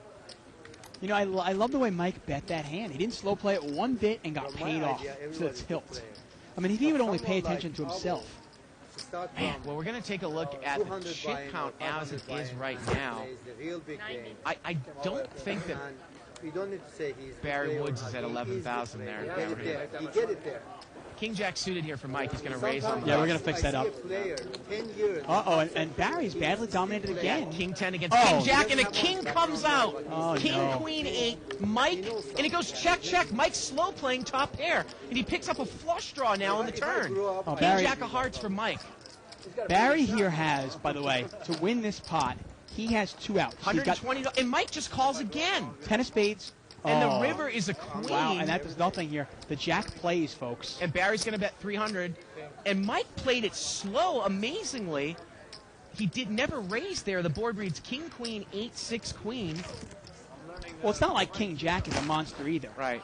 Wow, that could have had the recipe for a big hand there. I learned one thing from my guy. Sorry that we were having a little technical difficulty there. It works a lot. Interesting hand, though. Obviously, King Jack versus King 10. You know, King Jack is not that strong a hand either, though. Without any You know, in the knowledge board about pairs on the that. river, Queen, I Right. think that scared Mike as much as it scared Barry. From you? Right. From Mike, one. I just take the good stuff. I'll leave out all the bad stuff. That's right. Button's going to move over here to Barry Woods. Very good, and it works. Ace King here for Hollywood Russ in seat 2. I want to know what you want. It's really good. I think that Mike could have won a lot of money in that last hand, though, Dave. Yeah, well, I mean, you see Barry paying him off it before with 8-6. You Right. wonder what he would have paid him up with top pair. Yeah, you do. Just not as often. Russ here with Ace King. I think we had an $80 raise by Barry on the button. Russ just limped in with the Ace King. And Barry's got 9-7, folks. I'm curious. No, you know where? Four-way Mike at action. 6-8. I can Oh, and the make flop some comes money Ace from 10-3, and let's see how Russ is going to play it. Imagine You know, a if I check had raise. Ace King, I would check to the raise here, but Mike is going to bet as a total bluff. He bets 320. Yeah, I like a check raise here. Let's see what Russ is going to do. Wow, he looks like he just calls. Oh, Mike's in bad shape here, obviously. Turns at 10. He's now drawing dead. Yes. And is Mike? I mean, Mike has no out, so does he have to bet here? How about just giving up? Is that ever an option to these guys? It Well, amazes He me. bets 600. I don't think Russ is going anywhere. It's Hollywood here. Russ. He just called you $300. What do you think he has? Right. I mean, what? I mean, sometimes Russ will scare himself, though. He will scare himself and go, oh, man. What, does Mike bet with the 10 and now he's got trips? And Russ is going to make the check raise. Yeah. And Mike, I'm sure, is going to be done with the hand. Look at Mike. Is there anything I can catch? I was wondering, you know, if a heart comes on the turn, it's a perfect time for him to check the turn, right? Yeah, take the free card. Yeah, yeah. Then watch the heart go on the river and Russ bets it and Right. Mike raises him and Russ can't get away from it. I mean, I like Mike's aggressiveness. He bets the flop, which is a great bet. But you get called by a guy like Hollywood Russ, Yeah. you're beat. Right. You know? Now, I actually played four-handed with Hollywood the other night, and he'll take one off sometimes. But if he's calling $340, then he's got something. Email here from Matthew Manthe. He says, I thought that it was an excellent call with ace-8 of diamonds, but in addition, I would have made his opponent show the 8-6. I think the table deserved to see that play. Plus, it would have opened up the game. Well, thank you, Matt, for that comment from Denver, Colorado. And Mike Antolini says, when Barry folded out a turn pre-flop with pocket eights, but then realized it took his cards back and then folded in turn, were his cards dead when he folded out a turn, or could he have decided to play on? Well, as long as they don't touch the muck, they're alive, right? Yeah, they're alive. Actually, any action you do out of turn is not binding. Now, if you do it repeatedly, they can give you a penalty. Right. But I've seen some guys actually raise out of turn just to try to intimidate their opponent. It's kind of like a little, making a play at it, really. Right. And then they'll take the money back. He said one thing. I got it. It's amazing how much you learn just sitting there playing. You learn something new every day, literally.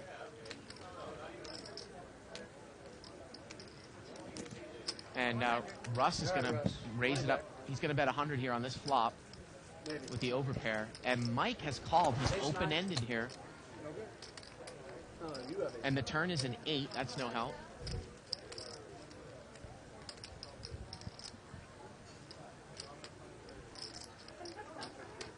And Russ is going to bet again with the overpair. Yeah. I don't know if he's betting enough. How much is he betting here? He's going to bet 150 into a... 150 into about a $500 pot? Look at the river. And the river's a 10, but it would bring a 7. Anyone with a 7 would have a straight, but Russ has. And he's got a set here, He's got a set. Now, my question is, do you check call the river here? Or do you possibly just put a little blocker bet? And he does check, and Mike is going to bet. 460. He bets 460. I don't mind. See, if you're intending to call Mike's bet always, I don't mind checking always to induce a bluff. Right. And Russ is going to make the call. And Mike's on a busted draw. And to answer that one question, they're saying, well, do you make Barry show the hand? You don't have to. You know the guy had nothing. And you don't want to make him feel stupid for bluffing, okay? You certainly don't want to dissuade that type of behavior. You want to let people bluff their money off, okay? You know, with players, so far we've seen it tonight. Mike has tried to bluff and didn't work. We've seen Barry do it. That didn't work. We've seen Amir do it. That didn't work. Now, obviously, we see a lot of bluffs that do work. But, you never want to discourage that. Email here from Michael, SP Surfer, and he's a... we're going to take a look at another chip count here. There we go. And so we can see here exactly how where the chips everybody's are. at. And now let's take a look at the difference. Yeah. There you go. Look at Mike. Mike up $4,500. And I guess Allen pretty much burnt off his stack over there to Kenny. Kenny He Wayne, lost right? it all to Kenny. Kenny doubled Kenny up there. I mean, look, Kenny's up $2,300, and it's all thanks to Allen. Yeah. Mo up $1,500. See, that's the amazing thing about Mo. Can anybody remember Mo playing a hand? I mean, what did he play? One hand the entire night? 4 players. And he's up $1,500. Four-way action here. We had a raise by seat 6. Barry Woods with Jack 9. The flop comes 6-5 deuce. And Mo's open-ended, and he's going to bet. He's going to bet 200. Mike's going to call him with top pair and a straight draw. Yeah, Mike is one of the players that he respects Mo's game, but he's not intimidated by him, and he will play with him. And we're heads up here. Mike has the best hand. I got to tell you, if a 4 comes off, could Mike get in trouble? And Mo's going to bet again. He bets 500. Keeps the pressure on Mike here. Well, if you just put Mike on a 6 here, could that king scare him a little bit? It's a $500 bet here by Mo. The king doesn't really play anything here. You're putting Mo on a bigger 6. And Mike is going to make the call, and the pot now is about $1,500. And the river's a 6, and Mike's not going anywhere now. No. And I wonder if is this a time for Mo maybe to shut down if you put Mike on a 6? He's going to fire $1,000. He's going to bet 1,000, and Mike's going to call him off. I don't think he put Mike on a 6. Wow. Might be good. I have 4 high. No, I have 3 high. Wow. All right. Unbelievable. And Mo just mucked his hand. He didn't even bother showing. And Mike wins a big, big pot. And you know what? Another night, and Mike is the big winner again so far. Right. I mean, he's probably up close to $6,000 tonight already. phenomenal. We had the email here from SP Surfin' Michael, who's a loyal viewer of the show. He said he couldn't get the video feed. It has something to do with people on the West Coast. They say something to do with that pattern. I doubt that. Really? I don't know. But it seems like for most people, the feed has been working. We got pocket aces here for Amir. And Barry has limped in here with pocket eights. Is he going to try to pull the limp re-raise? I don't think so. Not in late position. I think he's just going to call this. And Amir made it 120 with aces. And I got to tell you, the way Barry's been running tonight, I'm rooting for an 8 here for him. We got four-way action. It's about a $500 pot. Here we go. Mo's in there Wow. with 10-9. Well, 6-7-5, and Barry's got an overpair and he's open-ended. Well, hey, if you're not going to hit the, I mean, is that a terrible flop for aces or what? Yeah, 2 red aces. What a horrible flop. A bet here by Amir, and Mo calls.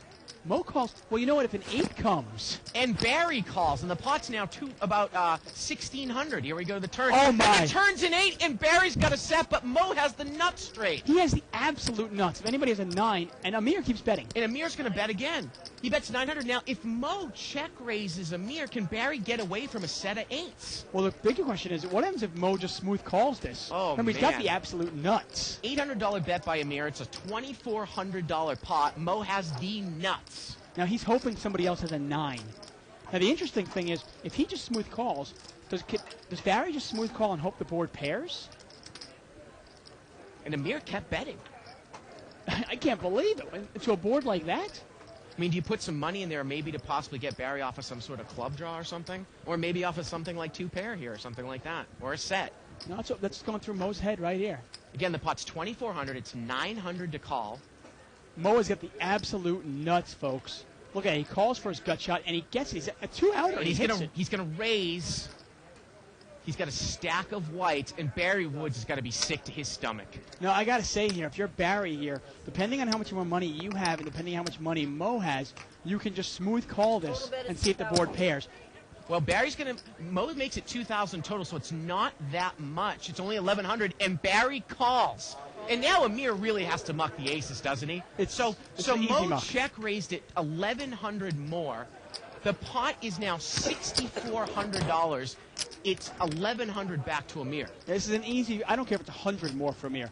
It's an easy muck. There's no way you're good with aces. And even if the board pairs here, does Mo move all in thinking he has the nut straight? Can he put Barry on a set? I mean, he might think Barry has a 9 here, yeah, right? Exactly. He might put Barry on 2-pair. Who knows what he had?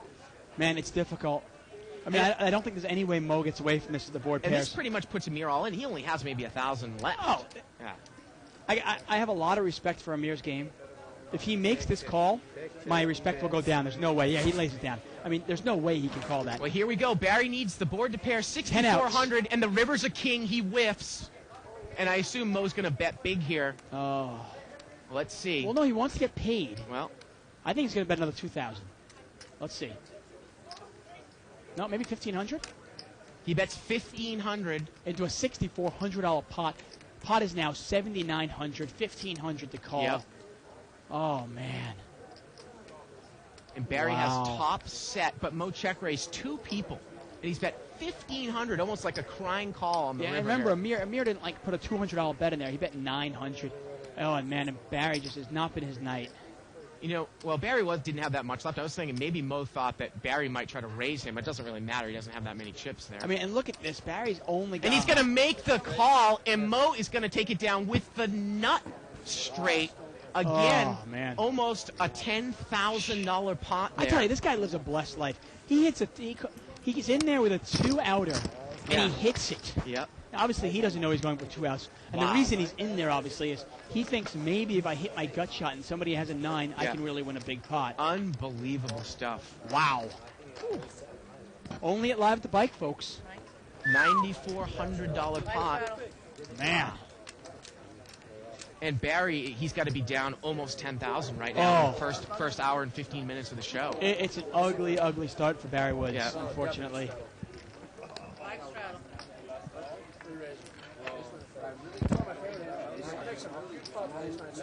Oh, man. Wow. And I'm not sure if Barry has any big chips here, but he's down to probably only about $1,000 there.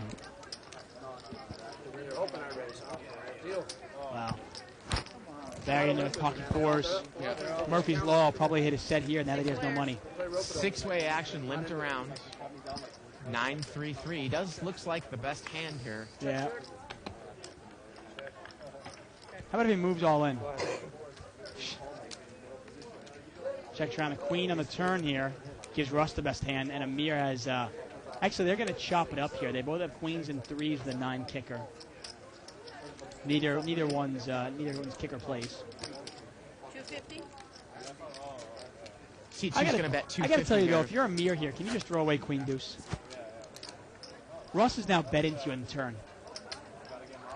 Well, the answer is no. He's going to call this, but I mean, could you just lay this down, fearing that maybe Russ was slow playing a 3? And Mo's going to call him a button. He's got a spade draw. Now the board is paired.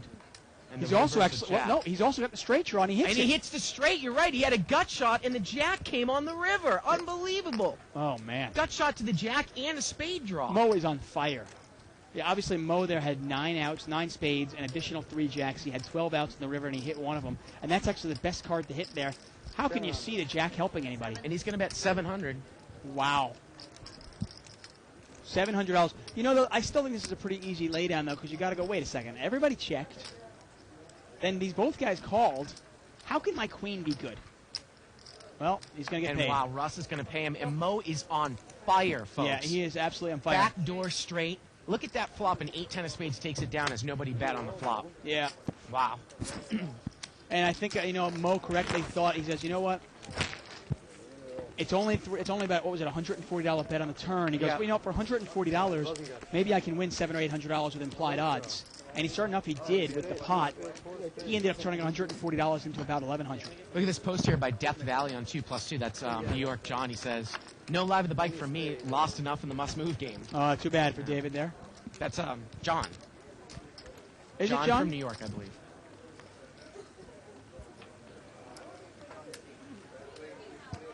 You're right. And, John played in seat 8 last night in our $80 game and really did a good job last night, but unfortunately did not have the luck in tonight. Although I got to tell you, rarely do we get somebody get up from this game anyway during our show.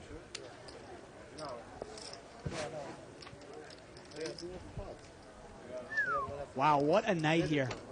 Another crazy night on liveatthebike.com. And Mo takes down another one. And Mo, Mike and Mo are definitely the big winners tonight. I want to say Mike is probably up close to 6,500. Mo is probably up close to 8,000 now. Between the two of them, they're up over $15,000. And I don't think anybody else on the table is up. Actually, no, Kenny Wynn is up about 2,500. So those 3 players are up. The rest of the table is down. The one before, mine, you had a 1 out. The 9-10? Phenomenal. You had 1 out, like his king. Actually, with you, only 1 out. But 10 counts, I win too. I overcard you. Yeah. No, I had... You had 8. I had blind, 7 Barry? 8s. Oh, the 8 didn't come. 8 didn't come. Very too blind. Wow. And I know it's, sometimes people say, oh, aces, man. When the flop is 7, 8, 9, I'm sorry, 6, 7, 5, 6, 7, 8, you bet, you get raised and called. It's very obvious that your aces are no good there. Not only are your aces no good, but you're drawing dead. King, Queen suited here by Barry Woods. And he limped around, actually. Flop comes out 8 high, 8, 5, 3, couple of spades. Everybody's missed this. Allen's got a wheel draw and the best hand with ace high. Turn is a 7. That changes nothing. Amir's now got a flush draw. But Allen's going to call with the wheel draw. And Allen needs a deuce to catch his wheel. He actually just needs Amir to miss, and he's going to win this. And the river's an 8, and that changes nothing. But if Amir bets it, he'll take it down, and Amir just gives up. That's the one thing with Allen, calling all the time. It's really scary to bet into him, bluff him, because you never know what he has. Well, you don't really get the type of normal information that you get when you bet a flop and somebody calls you. No. Well, look at this. I mean, Amir bet the turn here. The board is 8-5-3-7 with 2 hearts. Right. And Allen calls with ace-4. Right. You're going, what is he calling with? You have no idea. And Amir didn't want to bluff off Allen again. Looks like everybody's back on the stream. It's those people that were having a little bit of difficulty. Yeah. So there we go. And it seems like you just, tuned in there for that big hand against Barry Woods and Mo. And Mo has just been absolutely on fire. We talked about him backing Philly Al, who won the tournament last night at the LA poker scene. Yeah. He is up big the last couple months, Dave. Hey, he sucked out on me last night, too, actually. Made his 2-pair on the river when I had 2-pair on the flop. Now look at this. We had a raise here, I believe, Bastard. by Mike with deuce 7 offsuit, and Russ has got ace king. Oh, and both players have hit pairs. Russ checks, top pair. I guess if you have 7 deuce, that's hitting it, huh? And Mike's going to bet. He's going to bet 250, and let's see if Russ is going to pull the check raise here. Or if he's just going to check call. He has played slow against Mike before. Well, you know what? If Mike's going to keep bluffing into him, why not? Now you get called here. What do you put? Russ? What do you put Russ on? There's not much of a draw there, is there? Yeah, and Mike check right behind Russ, and the river's a deuce. Mike makes 2 pair. Wow, and he's going to bet for value here. He's going to bet 600, and Russ is going to call him. Oh, wow. And I got to tell you, that's the one thing dangerous about checking and letting. Unbelievable. When you let the aggressive player take control of the pot, Mike's not stupid. He learned from the last time. He goes, you know what? Forget it. I'm going to take the free card this time. It's funny to see that Russ just checked. Again, he just called the river. Yeah. Yeah. Maybe to make Mike bluff at it, possibly. Oh, he checked all 3 times, Yeah, right? check call. I think he might have checked raised the turn if Mike had bet. Yeah. But he said, you know what? I'm not going to fall for that again. I'm going to take the free card. Yeah. I am sick. And Death Valley says, guess maybe I should have played over Mo when he made me the offer. Yeah, maybe. Yeah. Although, I wonder if Death Valley calls with 9-10 there. Remember, the board was 5, 6, 7. Well, it depends on how much money he had. I was actually talking with him before the show, and he said that he was on the short stack. And again, with Corporation Mike in this game, I told him, you really shouldn't have less than 3,000 on the table, I wouldn't think. That's how big the game was. Yeah, I would say, Unless you're just going to sit there and just wait for aces or kings and maybe try to double up. Right? Well, although I'll say Kenny Wynn bought in this game for about 1,500, 1,600. Right. Waited for a big hand, doubled up, and now he's probably got close to 4,000. Yeah. What an unbelievable night here so far. And we're only just about halfway done. Yeah, Fridays at Live at the Bike. Unbelievable. And Barry is not rebought here, huh? Give me a chip. Give me a chip instead. Okay. Wow. Yeah. No, unlike him. Usually he'll rebuy for a lot of money. But Thank you, sir. 120. makes it 120. He's only got maybe 700 left. Yeah. No, really. I don't think I've ever seen Barry with this amount of money in front of him. Now I have no language to say something here, except thank you. That's it. What can I say? You wanna? Last time you made a lot of money, so tonight you might make 10,000. Just don't beat me with my own money. 5 players. No, I made over 10,000 5-way action. from there and here. This could be 2,200. And now the flop comes Queen, Deuce, 8, Rainbow. Looks like Allen might have the best hand here with pocket 4s. Checked around, turns a 5. Not yet, Corey. Ross has got a straight draw Hi, now. Corey. How you doing? Remember, Barry was the pre-flop raiser with ace 10. And Dave, he did not bet the board. Again, the board is Queen, Deuce, 8. 350. And now Russ is going to make a semi-bluff at the board. And show them the weapon money. And tonight, my turn. Queen, Deuce, 8. The turn's a 5 of spades.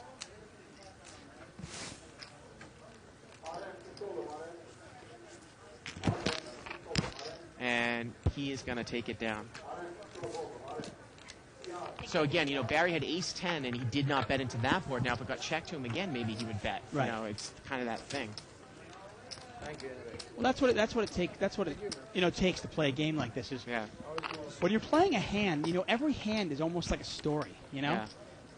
And oftentimes when somebody bluffs at you in the river or bets big at you in the river, you're seeing the last page of the story. And you don't obviously know what's in the front and what's in the middle of it. Right. So you kind of got to replay it and go, okay, how is the story making sense? Does it make sense? Does it play that way? What's he trying to represent? Could he have that hand? Mike is going to raise it up to 80 with looks like 7-9 of spades. And Amir's going to call him here in the cutoff with King 3 offsuit. So Amir just going to try to play against Mike in position here. That hand has very little value, obviously. Yes, it does. And the flop comes Ace, Jack 10. Well, you know what? Mike has got an open-ended straight draw, but it's not really good. Wow, uh-oh.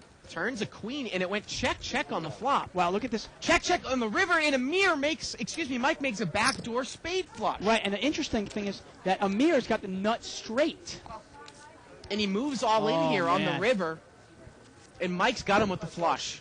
Oh, Wow. man. And you know the interesting here, with the queen came on the turn, Mike had made the small end of the straight, the sucker's end of it, and Mike was smart enough not to bet it. The river came out the spade, and he makes his money there. Obviously, Mike was open-ended on the flop, but the queen is worthless. It went check, check on the flop, and then the turn brought him the bottom end, and Amir had the top end, and Amir did not bet, and Mike backed right into the flush. And Amir is down to felt again. Live straddle. Wow. And he's going to take a walk. Yeah. Good move by Amir there. Yep. I'm a big advocate for taking breaks, folks. Button's going to move over here to Mo. He is on fire and fuego, Dave. Yeah. Well, I was going to say, oftentimes if you get a bad beat, take a break. Last night I was going to say, I actually had Jack 9 at flop 2 pair against Mo. Mo had King Jack. King on the river gave me a bad beat, and I lost about a $500 pot to Mo. I just got up and I walked away. I went to the bathroom, went for a walk, came back, cleared my head, and I was fine.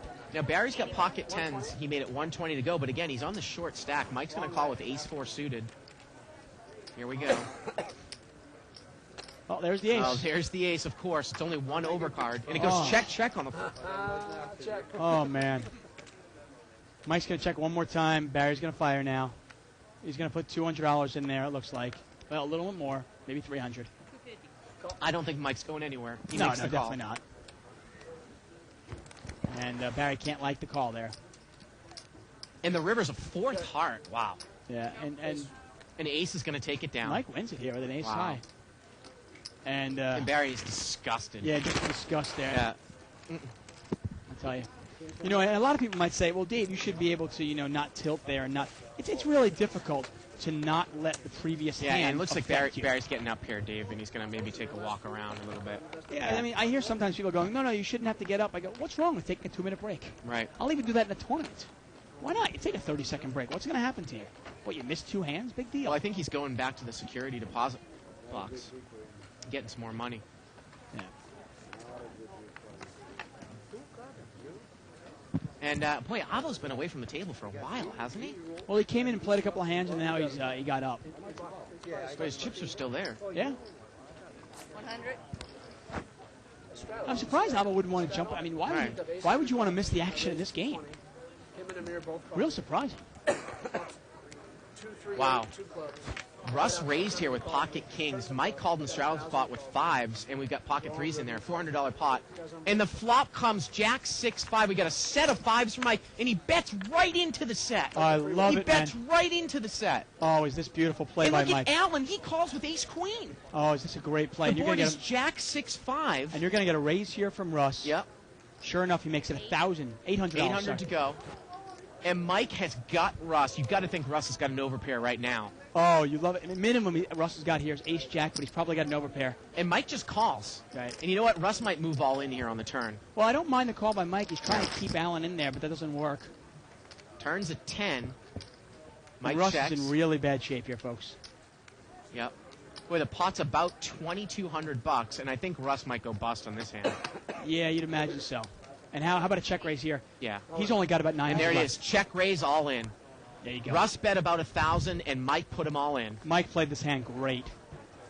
And you know what? I don't think Russ can get away from it. The pot is how big now? Well, the pot with the $800 bet and the $800 call there by Mike, it would be then about 3,000, and then Mike moves all in. Let's say Russ has got maybe 800 left, so it would be about a $3,800 pot, 800 to call.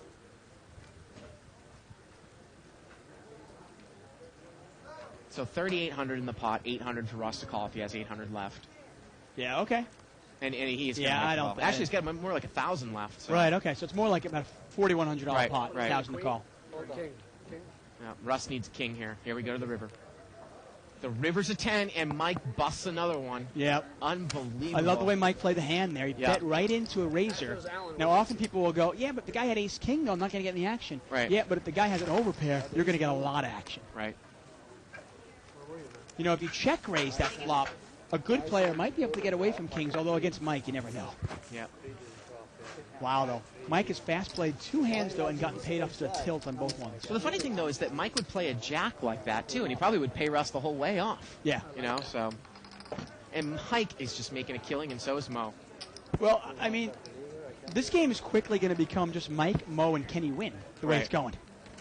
Wow. I mean, I want to say Mike is probably up close to 8, 9, 10 grand. Mm-hmm. I think he's over 10 grand. Well, there you go. Mike's up over 10 grand. Mo's up over 8 grand. Kenny wins up over 3 grand, and the rest of the table is down. And Russ has bought back in for $2,000. And folks, we're talking about real money here. I'm not saying $800. I'm not saying $8. $8,000 in an hour and a half. $420.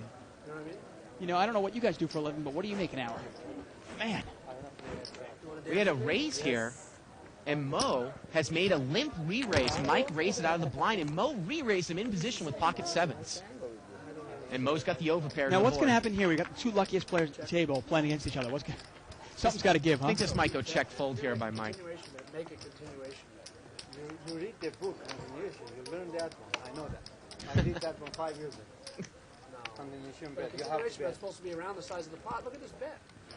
That's a little girl bet. Ideas.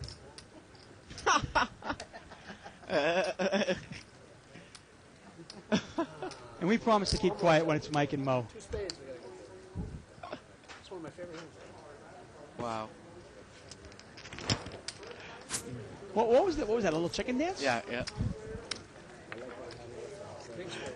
Oh man. That is hilarious. I tell you, I love my job. It's so funny. These guys crack me up. Yeah.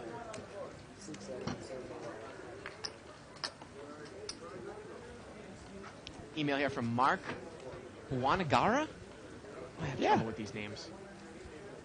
I believe that Avo and Mo are the best players that I've seen on Live the Bike. I understand that their styles are somewhat different, but their results are what counts. What do you think? I'll admit this much. Corporation Mike would be problematic for me. He's problematic for a lot of people. Yeah, you know what? I mean, Mike is one of the scarier players to play against because he has no fear, completely fearless. He could have any 2 cards. Mo upset me now. You never know what he has, and that's scary. Having said that, though, I think Mo is by far the best player at this table. Mo's got pocket 3s here. Mike is in the hand with queen deuce. And the flop comes queen jack 5. Check, check. Turns an ace. Again, Mo's got pocket 3s. Mike got killed before. He's check top. He did check top pair on the flop. Again, pocket 3s there for Mo. If he had spiked to 3, Dave, and now Mo's going to bluff at it. 50 for the jacks. I got a queen. You know, I don't think Mike was going to get killed there. Yeah, Mo had pocket 3s, by the way. I give it to you. But Jacks there, I put 50. you know, the interesting thing is, I don't think Mike was going to lose anything there with the queen deuce. But Yeah, we are playing. I'm not sure if he was playing it slower. He just didn't like his hands. 150 back. As far as Avo's definitely a solid player. Who's going to buy the button?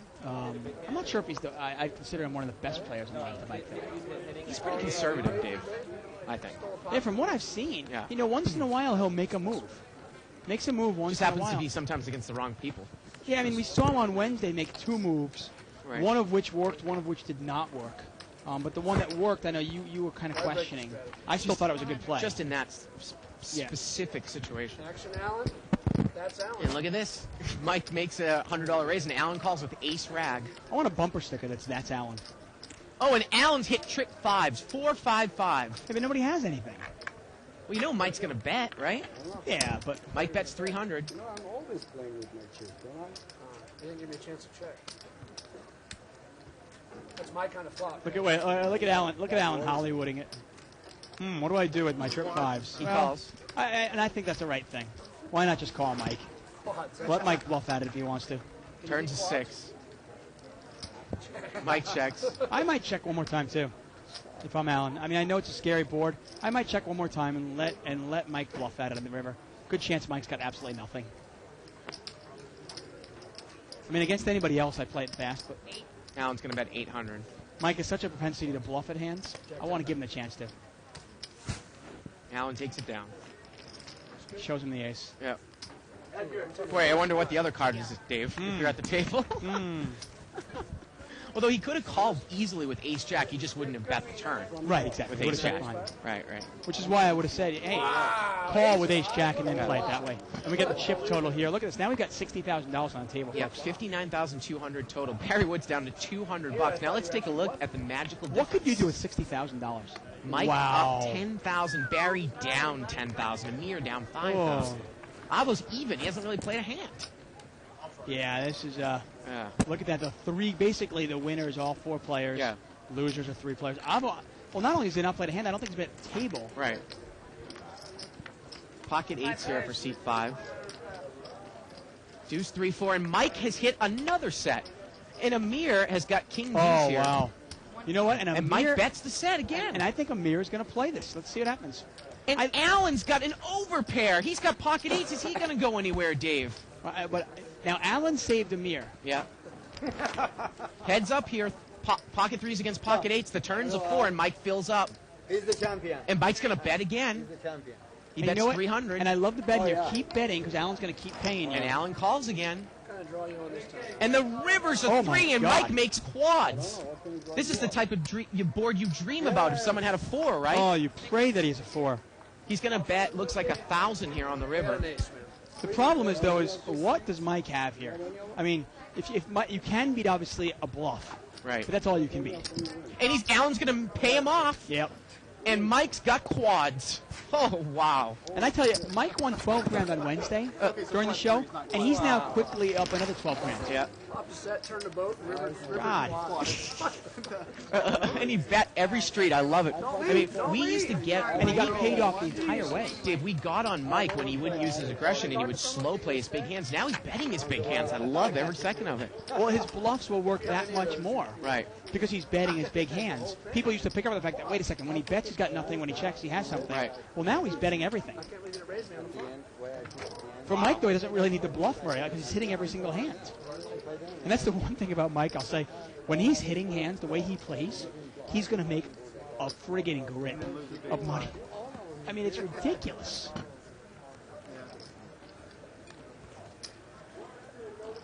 Oh, boy. Wow.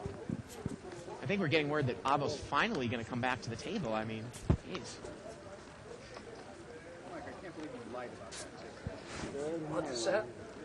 Wow. Ace had an ace in your hand. You know what I mean? You wonder, you go, well, If I show my 4 and how does Alan pay him off? full, But isn't Mike just as likely to go bet down like 9 that. high? Yeah. Well, the good thing is, Ross, I have 3. I know. I mean, the issue for that, too, though, is if you've got a 4 there, boy, you're going to go broke tonight, right? Oh, yes, you are. 6-way action. That's why some no-limit players will only call with a 4, Right. knowing that a raise will only get called by a better hand or at least a chop pot. You have no expected value if you raise your 4 there. 10-3-6 here. 2 hearts. Turns a 7 of hearts. Russ has got the second nut flush draw, but Mo's got ace-queen with the ace of hearts. And Mike has come out and bet here with absolutely nothing. All right, now that's it. Alan calls with king 7 of clubs. And what's Mo going to do now? We need a heart. Imagine Mo's probably going to lay this hand down now. No, he calls. It Oh, was actually, only- he's got the ace of hearts. yeah, that's what I'm saying. He's got Yeah. the ace of hearts. Yeah, of course. It's only a $60 sorry. bet. For some reason, I thought it was a queen of hearts with the ace of clubs. So read it backwards. 3-way action to the river. River is an ace, and Well, Mo's got the best hand. He backs into it here. And it just gets checked down. Yeah, and obviously Mo doesn't need to bet that hand. He's just going to take it. Slow rolling. And Mo wins it. I know, Yep. yeah, 2 points. Actually. Slow roll there. I don't know if Russ called the turn there or not. I tell him. I No, know Russ 2 did not. points. You're right. Yes, I know. I tell him 2 points. I know that. Wow. Slow rolling. What a night at Live to Bike. Now, it's interesting. When a board is double paired, like that 4-4-3-3, I'm not suggesting that you wouldn't raise with a 4, but I'm just saying that a lot of really good no-limit players, if you're playing against a good no-limit player, you got to be careful with raising there. If they bet into you and the board is 4-4-3-3 deuce, you got to be careful raising with a 4 because what are they going to call you with? You know? Well, you actually wrote an article in your Under the Gun. Of course, you can go to liveatthebike.com, look at Under the Gun. People are asking, where do you find the archives? Click on the on-demand banner at liveatthebike.com. Yeah, if you go to liveatthebike.com, almost all the information, pretty much we have our advertisers on the right-hand side. Right. You can check out, Poker Forever and LAPokerscene.com. And on the left-hand side, we have a whole bunch of neat stuff, including our Pokulator, my blog, and obviously the archives in the top left corner. Now, here's the thing about Mike's game here. Now, Kenny Wynn is raised with ace-king of clubs. Mike has got ace-jack. He's in the straddle spot. Do you even call with ace-jack here? Yeah, with Kenny raising, it's a pretty lazy laydown. And he does make the call. But Kunal lays down pocket fours. Now, this is the only question, though, is can Mike take this away from Kenny if Kenny misses? There you go. 3, 4, 5. Kunal would have flopped a set. And Kunal's, he's deep enough to maybe make that call. Yeah, maybe he was playing against the right player, though. Although that's the kind of player I do want to call with a small And player. look at this. Mike's going to check raise Kenny Wynn here. He's check raised him here. 600. I think you got ace-king. And there you go. There you go. He's playing the player there, and he thinks maybe he can outplay him. Usually when Mike talks, he's full of crap, but there you go. And this board could easily hit Mike, and there you go. And Mike is on fire. And look at that. Mike shows him ace-jack. Yep. Yeah, it's interesting, though. Against certain players, if Mike raises, I don't really want to call it pocket deuces. Okay? You know what I mean? I'm just saying there's not really the implied odds there because I don't know what Mike has. Mike doesn't necessarily have aces. But when Kenny raises, if I have pocket deuces or pocket threes, if I have enough money, that's the kind of guy I do want to call a raise against. Right. Because he might have aces or kings.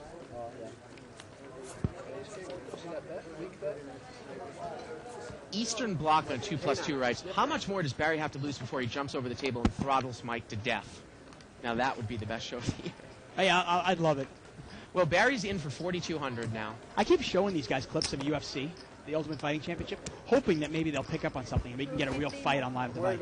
Look at this. Mike has raised 250 more here out of the big blind. He's got ace-king. Kunal's got pocket eights. Alan's got pocket fives. Well, Alan's going to call this, and I imagine that'll bring Kunal in there, won't it? Kunal's real tight, isn't he? Wow. Yeah, and I think Barry's got more. He might even have more than. I mean, those are a ton of white chips over there. 14,000 we're getting worth. Well, he'll often do that. If he's down a lot, Yeah. he'll buy in for a lot, trying to get it all back. Well, he got. And look at this. Kunal has limp re-raised out of the small blind. Mike raised. Kind of smells like 10s, Alan doesn't it? called, and Kunal re-raised to 1,000, pretty much pot committing himself. Yeah, doesn't it kind of smell like 10s or 9s? Like $800 on the pot, right? Yeah, because would he try to limp there with aces? Unless he thought that Mike was going to automatically raise out of the blind. Yeah, it's one of those things where if you had aces, kings, or queens, you'd probably raise yourself. Maybe 10s, 9s, jacks, you might limp in and just see the flop. But now that there's more money in there, okay, now I'll pick it up. And Alan's trying to figure out how much money he has in front of him. And Kunal's raise, achieved the right thing and got the hand out that he wanted out. He wants the call from Alan. Is Alan going to gamble here? Might as well get lucky. It's time, baby. I'll try. I would think this is a pretty easy laydown for Alan. Well, he's going to gamble it up, Dave. Alan, what are you doing, buddy? He's all in, and we're going to see pocket eights versus pocket fives for about $1,600. Yeah, Kunal's a 4-1 favorite here. You got a pair? Big pair? That's the aces, huh? I mean, what is Alan doing? I mean, at best, Alan is 50-50, right? At worst, he's dominated like he is. I just don't understand that. Here we go to the flop. And look, there's the king. King 6-4. Mike would have hit the ace-king. Turns a 10. And the river's an 8. Kunal makes a set at the end. Yeah.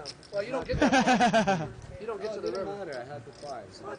You know, it's funny, I had the 5. it's funny that Mike says you don't get to the river. I don't know if Kunal gets away from it. Remember, he raised 1,000. Right. No, they probably would have saw the whole board there. Yeah, Mike was going to play that. Well, I mean, Kunal does have another, 15 hunches there, but I'm not sure if he can get away from it. Alan had the 5s. Oh, right. I'm sorry. What was I thinking? Speed limit. Yeah. And this is the first time in a while we've seen Alan go to Felt. And Barry Woods back for about $14,000. Oh, and this could be fireworks. And Mike's got over 20,000. Oh, yeah. And Barry's got 14K. Avo's got 18,000. And Mo has got 15,000, 14,000? We've got tons of And money. again, you out of look him. at Mo, he's played it pretty straight up the whole night, Dave. He doesn't really need to make moves. And Mo's picked up pocket kings. Peels off the king like that. And he's going to raise. Raise. Now, Kunal's got ace-jack offsuit on the button. Oh, we'll see what kind of player is he here. He's on the button with ace-jack offsuit. I think it's a pretty easy laydown. Russ is going to call with 4-5 suited. But he played it like aces or kings. He's not playing. Sure as hell. Well, let's see what Kunal's going to do here. Ace-jack offsuit, trouble hand. He's in position. Yeah, it's one of my least favorite hands. In no limit games, I have no problem laying that down especially to a raise, but I'll even lay it down the first 2 or 3 spots, early position. Well, Barry's got a gap-suited connector, 6-8 of spades in seat 6, and he's going to call. Well, there you go. Let's see what happens. So 3-way action. Those are the kind of hands you want against kings. Wow, Ace Jack 9, premium scare card for kings, but no one has anything here. Yeah, Mo's going to put money in there though. He never gets too He's scared. going to bet a little under the size of the pot, and that should be enough. Yeah, he wants to see where he's at. Wendy's. Dealer says he bets 2 20s. River set, give me a bad beat. Not really that bad. Your favorite Takes one. it down. Take it down. Once again, we are live at the bike, folks. I'm David Tuckman here with Bart Hansen. You're watching No Limit Hold'em. Blinds are 10 and 20. This is a unrestricted buying game, and I'd say the minimum buy-in's 1,000, but that's kind of irrelevant at this point. Let me throw something out at you here, Dave. And I've been getting more and more chair massages at the casino while I play No Limit Hold'em. Yes. And yeah, it's $1 per minute, but I think it actually helps my game, and I'm serious about that. Really? Like, it helps me relax, and I can throw down in $30 for half an hour to help a session out. Oh, the money is regardless. Yeah, That means nothing. Yeah. I've gotten one massage during play. Yeah. I was playing Omaha, and early this summer? I misread my damn hand. And I, right after the hand, I go, forget the massage. Here, I gave her $50, and I said, I was so pissed off. Well, Omaha's a little different, obviously, than Hold'em in terms of misreading hands. 'Cause I was just enjoying the massage so much. I misread it, and I ended up giving away basically a $500 pot. Look at this. Mike raised with 7-5 offsuit, and Barry called with Queen Deuce of diamonds, and it went check, check. The turn's a 6, and Mike's open-ended now. Yep. Now, the 9 is not very valuable. 9's kind of scary because it brings a one-liner to a jack. Barry bets 100. Mike calls, and the river's a 10. Yeah, and Barry's got the best hand here. He's going to win this with queens Gonna bet up. 200. And Mike's going to raise. He's going to make it 600. I got to say, this is a mistake that Mike's making. You don't bluff a man who's been losing. Ace high. Yeah. Hey, Mike actually said he had ace high. That's funny. Mike said he had ace high. Yep. A little bit of deception there. Hey, what if Barry called him with king high? Well, we've seen worse. That would have been interesting there. Yeah. Huh? You know what I mean, though? Right. A couple of rules here. You don't bluff a calling station. Don't make moves against bad players. And you certainly do not bluff a player who is losing. Yep. They're more apt to call you down. Well, Allen's going to be rebuying here. 2,500. Button is in seat 6. Small blind is Avo, $10. Big blind is Amir, $20. Action is over to Mike, and he's going to raise it up with a premium hand for him, King 7 offsuit. And Barry's going to call him the button with probably one of his favorite hands, 69. Why would that be one of his favorite hands? I don't know. Barry and Amir. 3 plays. 3-way action here. All right. Wow. And Corporation Mike has hit top 2 pair. Oh, that's a buddy. See how he's going to play it. Now, obviously, Barry will usually bet, but Mike has chosen to bet right into top 2 pair. Yeah, well, Mike was the pre-flop raiser. In the book size of the pot or half of the pot or something. And this is what I mean by it. It's like you're calling Mike, right? Like there's implied odds here, but if Barry hits his hand, how are you going to get paid off by Mike? Look at this. Amir has called, and he needs to catch a 4. He's in big trouble. Turns a 5. He's got a straight draw now. Yeah, 6 will do it too. Amir might make a move here. You never know. Mike is going to bet again. Let's see if Amir makes an ill-timed move here. He bets 600. One of the reasons you want to bet against Amir, he might check raise here. You never know. And Mike has picked up hands, and he's bet big with all of them. I love And every got second paid of it. off. And Amir's playing with a lot of chips over there. It's a $600 bet here. He's got raisin chips in his hand, Dave. And he's going to raise it up, and Mike's got top 2 pair. He's going to make it 1,000, and Mike says all in. Instantly. All in. And I don't think Amir. Yeah, there you go. Look, Yeah. exactly what he said. You got caught with your hand in the cookie jar. And does Amir have enough to get away from it though? He's gonna gamble, and he makes the call. He needs a 4 or 6, folks. That's it. Yep. A 4 or a 6, and that is it. 4 or 6 here. Nope. And the river's a queen, and Mike takes down another one. And Mike asks to see Amir's hand. I just folded. And I was telling you about this before.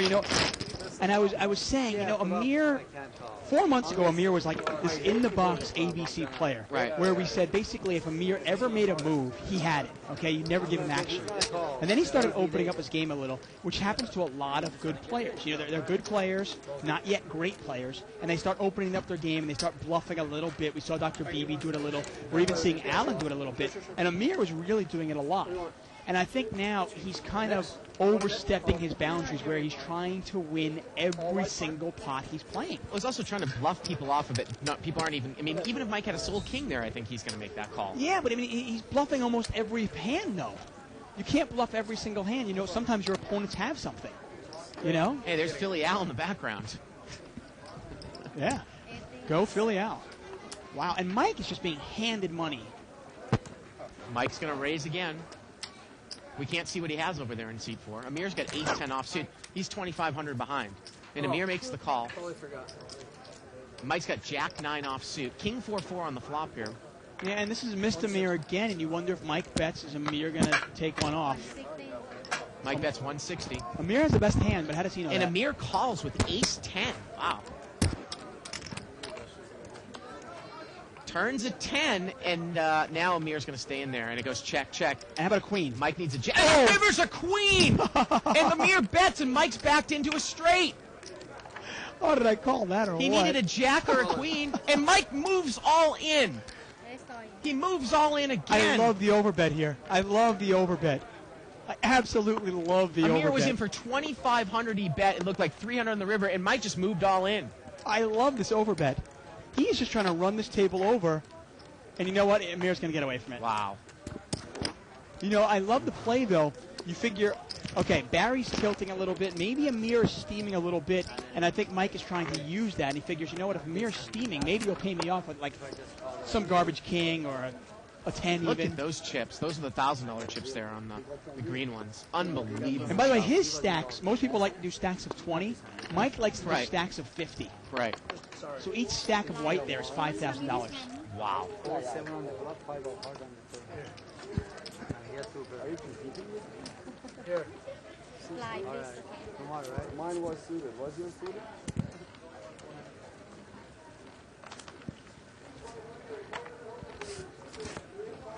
And look at the post from Death Valley, and he's talking about another hand here. Talking about the must-move game tonight, where somebody actually had quad threes. The board was 3 jack, 3 jack, and somebody auto-called to the jack.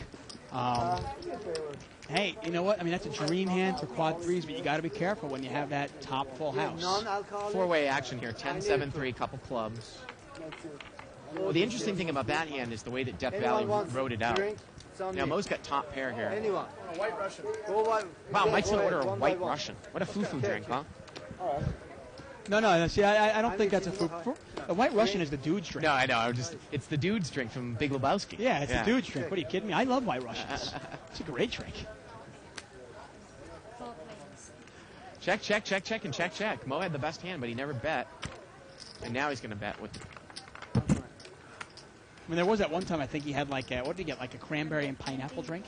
And actually, you know what? Mo has a straight. We don't have the cards up right. He's got 8-9 of hearts. Well, that makes more sense. That makes a ton more sense. He checked the turn, and now he's going to bet the river. Alan. Yes, sir.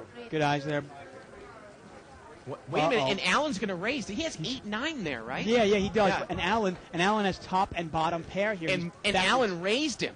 We'll talk about reverse implied Oh, odds. man. Alan called the turn bet, hoping to catch a king or a 3, caught his king, and now he's dead. And Barry called with King Jack.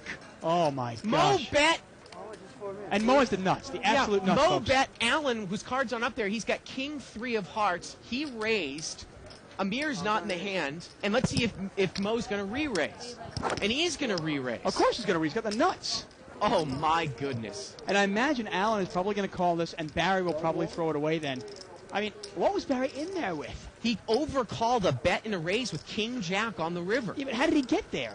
Nobody bet the flopper on the turn. Nobody bet the turn either. No, Wow. Mo checked the turn. Mo bet the river. Alan raised with King 3. Barry called, and Mo's re-raised with the nuts. Talk about reverse implied odds there, folks. Alan catches his 2 pair, and now he's dead. And Barry is in there the whole time with King Jack. And Mo's re-raised. And he's no good. Mo raised to 1,200. Look at that. Alan gets away from the hand, and so does Barry. Wow. Wow. That was a great bluff. I can't believe Allen laid down top and bottom pair. Now, some people at the table saying, oh, it was a bluff. Mo's not going to bluff two people. Not Allen and Barry. Remember, Mo bet, Allen raised, Barry called. Oh, come on. How does Barry call when Allen raises the bet on the river? Are you kidding me? The day Mo will bluff Barry and Allen on the same hand, Right. I'll cut off my left testicle. There's no way that's going to happen. I'm sorry. There's just no way. He'll bluff other players at the table. He might bluff one of them. Right. Bluffing the two of them? No way. No chance. And look at the hand that Mo has now in the small blind. Pocket kings. Oh, my gosh. I tell you, the rich get richer. Yep. Capitalism at its best. This is why America's a great country, I tell you. He's going to make it 90 more. Hollywood Russ is going to call with 8-9 of diamonds in seat 2. You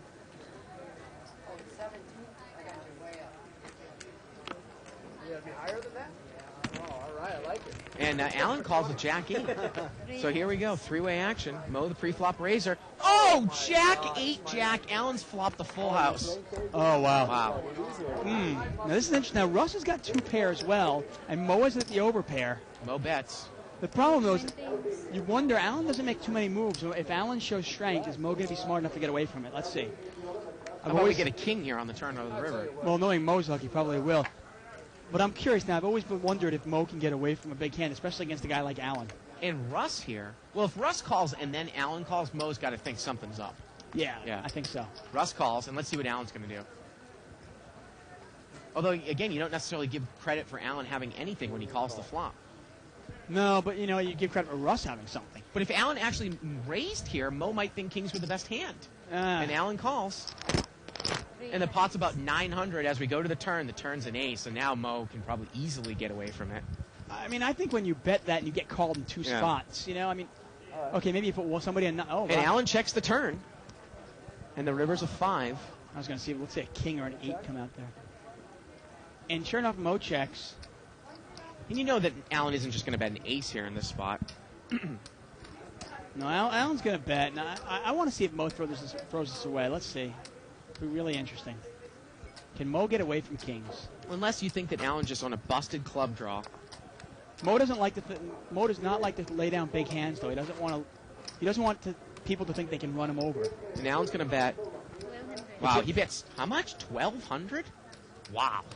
And Mo instantly folds kings. Instantly. Well, that's just... I was going to say, Mo he really likes the image that he does not get run over. That's why sometimes he even makes some questionable calls. Russ gets away from it as well, and Allen takes down a pot. Allen doesn't show the full house. No, he doesn't. Good job. Interesting on that board that Death Valley talked about. And again, this is on 2+2. Wow. Jack 3, blank, and the river was a jack. Now, if somebody moves in $2,800 to a $320 pot, if you have a jack there, obviously that blank card is most likely higher than a 3. So not only can't you beat quad 3s, but you can't beat Jack X in that spot either. So there's two things you can't beat. Definitely, yeah. You probably have the third nuts. It's one of the reasons why a gross overbet is also good when you have a jack in that case. To try to get somebody off of a chop. Exactly. Yeah. Great laydown by Mo, huh? Yep. I know it sounds like I'm just kissing his ass left and right, but I got to tell you, it has nothing to do with that. He's just playing real good. 4 or 5 months ago, we were actually criticizing him. I thought he fell off his game a little bit. Right. But he is back on top. Man, laying down kings like it was nothing. Now, we had a raise here, I believe. I think it might have been by... A straddle, everybody calls. Actually, it was just a straddled pot by Mike, and Mike did not raise. Yeah. 6 ways times $40, folks. King 10-6. On the flop, it gets... I checked long time ago. Yeah, nobody has anything here. Oh, Russ has got top pair, bad kicker. Well, now he's got 2 pair. Turns a 4, yeah. Russ has made 2 pair. He's... Yeah, King 4. Is he in the hand? No, he's not in the hand, I don't think. And the river here is a deuce.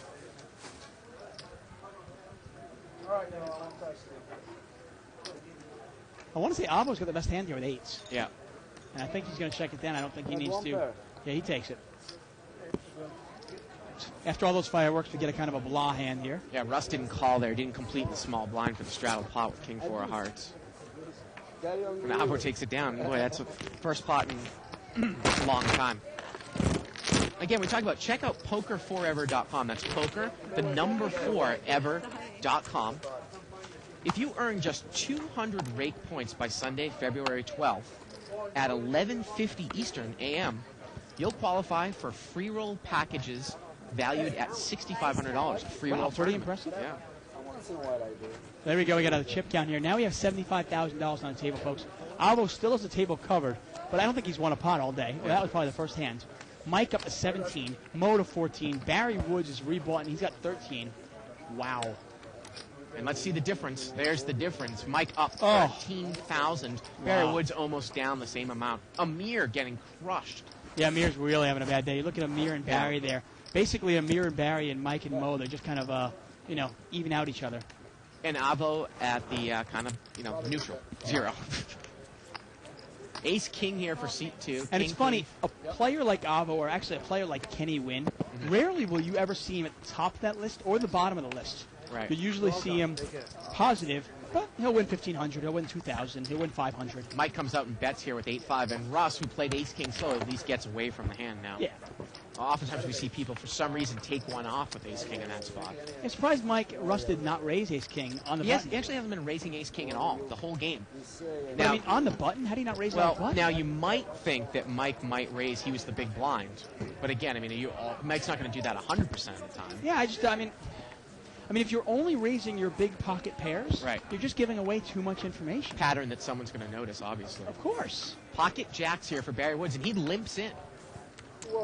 I mean, I'd be more apt to call every single time Russ raises because I know he's got a big pocket pair. Barry Woods actually has got 4s. He limps in. Avo's got jacks. He makes it 80 in seat 7. I give you respect. Nalbo's played almost nothing, and Mike says, I give you respect. You haven't played a hand all night. And look at this. Amir calls Avo with ace-3 of hearts. Again, kind of a little bit of a leak there. 4-way action. $320 pot. Here we go. Well, overpair here for Avo. Kunal is not in the hand. You Queen wonder 8. if Barry will get in trouble here. Yeah, Barry's got 4s. It's not a bad flop for 4s at all. 200. Allen is in the hand with Queen 9. Now he's not. And Avo bets 200, and he's going to take it down. Wow, nice laydown by Barry. Yeah. So that's poker4ever.com. Pretty cool stuff. That's right. going on. 200 rake points by Sunday at 11:50 Eastern Time. And free rail package, $6,500, WPT World Poker Challenge in Reno, or the EWSOP in Vienna, Austria. And then there's another. Vienna. Have you ever been to Vienna? I have. And then there's another $4,000 in cash payouts from second to 40th place. So check it out, poker4ever.com. Wow. And check out lapokerscene.com. Now, word is also that Poker Forever people are going to be bringing in Men the Master in here in a couple weeks to play on the show. I'll bring a couple 6-packs of Corona for him. Keep him happy. Ace King here for Avo. Right after he picks up jacks. And he limped in first position. And that's different. Ace King in first position. Okay. 8-5-5 here with a couple of spades. It's missed everyone. Yeah, Mir with top pair, top kicker. Yeah, Mir's going to bet out with ace-8. Pretty straightforward. I don't think anybody can call this. No. Email here from Jason Whitmore. Has Barry's run of luck come to an end? Barry's done extremely well on the show with some crazy calls. There's always waiting for him to eventually, quote-unquote, run bad. You got to realize that a player like Barry Woods, a player like Mike, these guys, they're gambling, okay? Because Barry calls down so often, Right. he's either going to win a lot of money or he's going to lose a lot of money, and his swings are going to be big. And as long as he can deal with that, hey, that's okay. Right. But he's got to realize that, losing 12, 13,000, that might happen.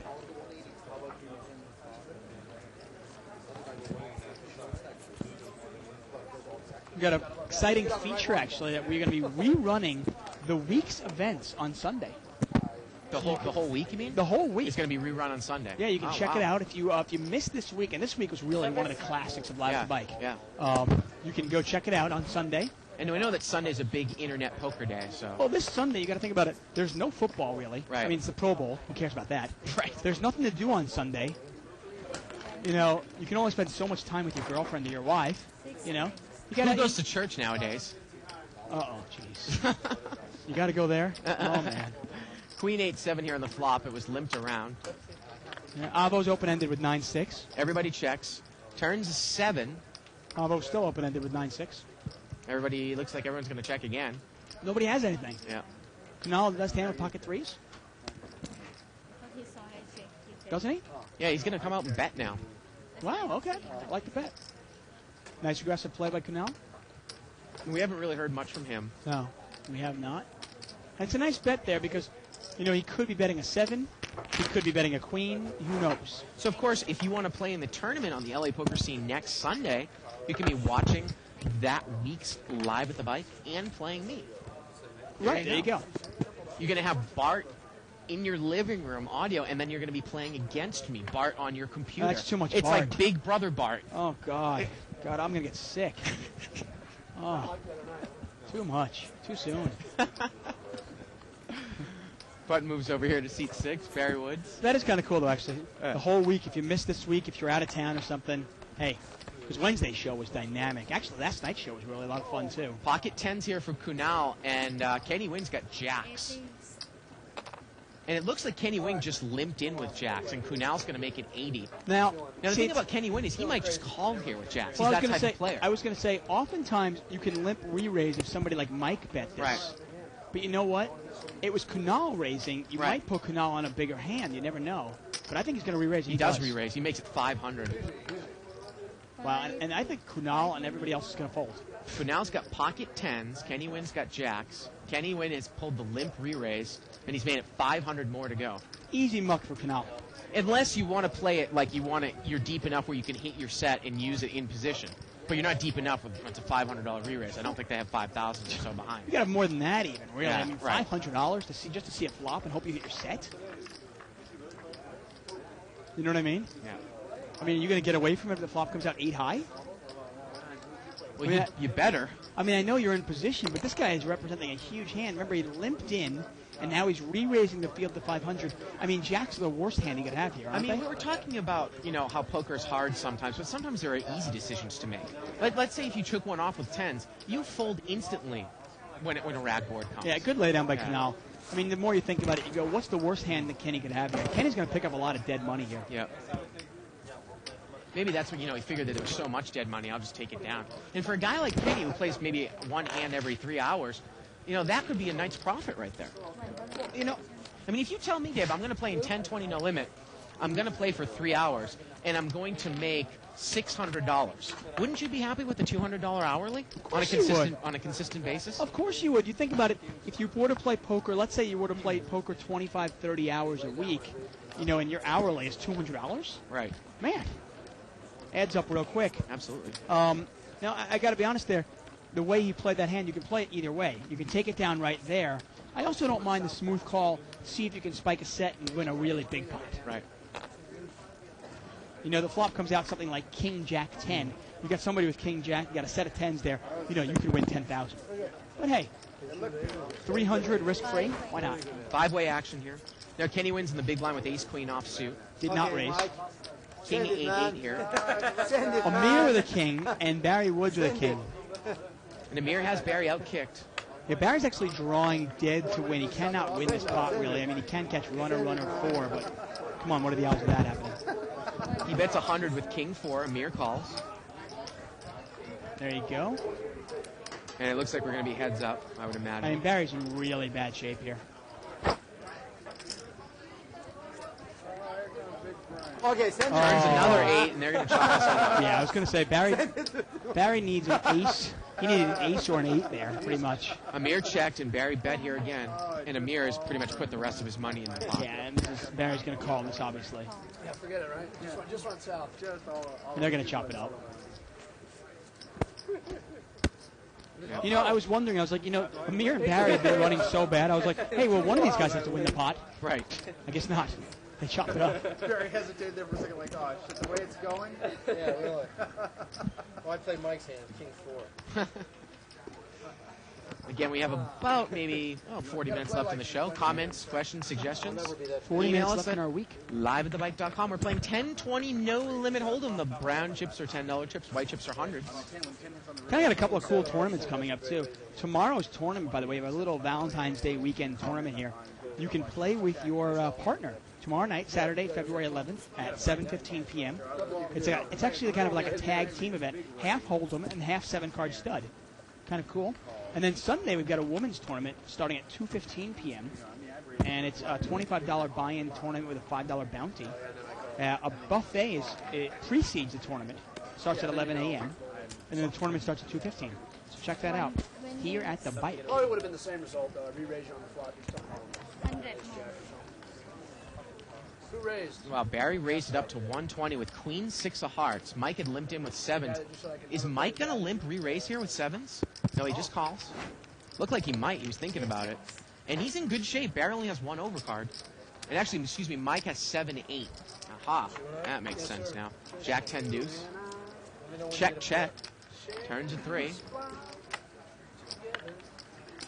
Check, check. Let's see if Mike bluffs on it on the river here, Dave. The river's an 8. Well, he's got a pair. Maybe he doesn't need to. He's going to throw a little $100 bet out. See if he shows a 7. Little value bet there. Value bets at the 8. You never know, though. Barry might call him with an ace high. Oh, look at him. And he's just ribbing, too. There's nothing to do with the cards either. Very little. Very little. King 7 flopping a 2 pair. That's Pure skill. Yeah, exactly. You're the most skillful player at this table next to Alan. I agree. What about the Allen thing? I'm going to shirt that says, that's Mike. He'll be me like this, and you like hit the table. This is priceless. This is absolutely priceless. 5-way action here. Limped around. No respect for my game. King 10-3. And look at Mike. He's playing 10-3 of diamonds, and he's got bottom 2 pair. But nobody's got a king. Yeah, no one has a king. Nobody has a 10. Nobody has anything. No.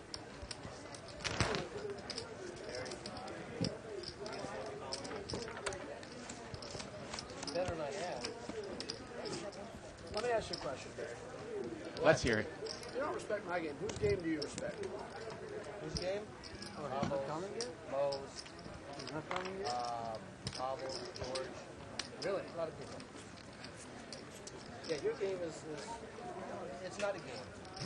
Actually, with you, it's just a game. It's like any 2 cards, throw in, and hope that you hit some shit. And you got lucky a hell of a lot of times. That's one thing about Mike's game, though. When he gets lucky, he gets real When lucky. you play those stupid ass cards, yeah, that's getting lucky. Mike's going to straddle. I wish you could hear how stupid you sound. You asked me I a really question, do. I'm telling you. Okay. If you play King 7 and King 4, do you think that's good play? And Kenny Wynn is just completed here with ace queen here from out back. So he didn't even raise with ace queen suited in late position. Really well. So Kenny Wynn is raising. He's Yeah. got a big pocket pair. Jack's minimum, 10's minimum. Ace 10 deuce here. Kenny's got top pair. Now, Amir's got a pair of 10s. We'll let the results speak for themselves. Well, I'm surprised. You might bet into Kenny thinking you might buy yourself the butt with king 10. Well, the interesting thing is, why not check the 10 there? I mean, why not bet the 10? Because you got He to just think. checked folds to Kenny now. Well, that's the interesting thing is, Yeah. obviously I'd be wrong, but I would think, okay, if Kenny had a big ace in late position, he probably would raise. So probably my 10 might be good. Well, you also can bet the 10 there because Kenny is only going to call you with a hand that beats you. Yeah. And if he folds, you buy yourself the button. Once he calls, well, then you know you're beat, and you're going to have some help on the turn. You can just get rid of it, right? Get an email here from David Gladstone. Now that I've given half my bankroll to the players at LA Poker Scene, I thought I'd give the Poker Forever people a shot at the other half. Could you email me the promo bonus code you have for them? And the promo bonus code for Poker Forever is actually BIKE, B-I-K-E. Yep. Good luck. I hope you get the other half back this time from them. Good luck. Thank you Three-way for the action email. here. Ace 4-6 rainbow. 50. Kunal is going to bet 50 with the 6, and he's going to take it down there, Dave. Thank you. Kunal hasn't played many hands tonight. Seems like his game is pretty solid, huh? Yep. Do I see some shoes in the background there? Yep, there they are. Woo! I hope that's a cocktail waitress.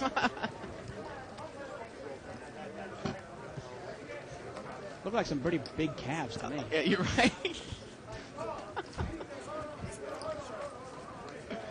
Button moves over here to C2. Barry in the big blind here with ace-8. Mo's going to limp in with jack-8 suited. Actually, he's going to make it 50 to go from late Okay, position. there you go. And you get a call from Mike and Barry. Now, Barry playing ace-8 offsuit, early position against Mo. Mike calls it 6-3 suited. Wow, and look at the flop from Mike. And Mo's got top pair. And Mike's going to bet right in here. Yeah, I like Mike's hand is real big here. Any 5 gives him the straight. Any spade gives him the flush. Let's see what Mo's going to do. Mike bets 80.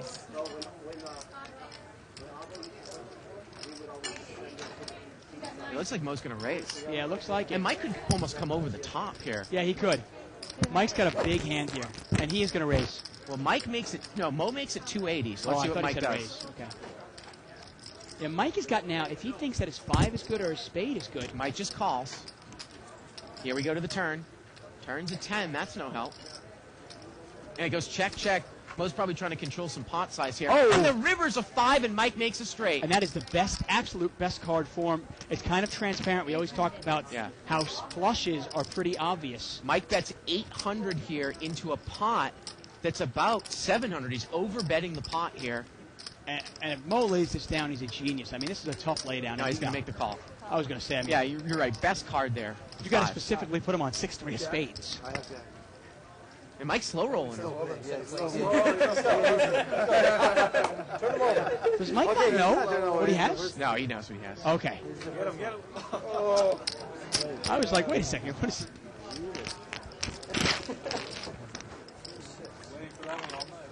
And if you can't slow roll a friend, who can you slow roll?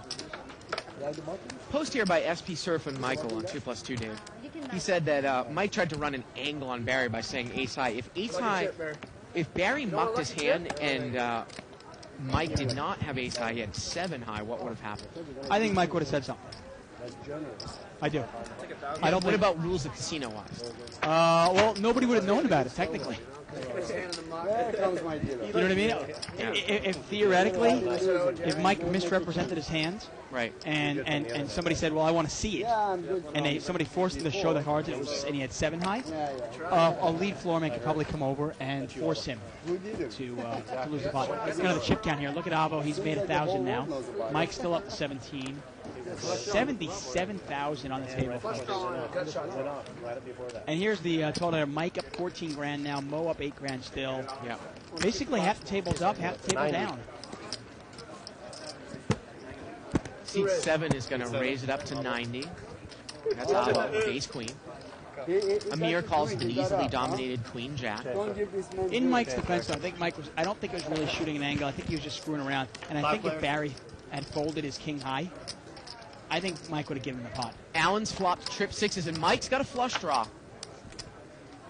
And Barry's going to come out and bet with the king.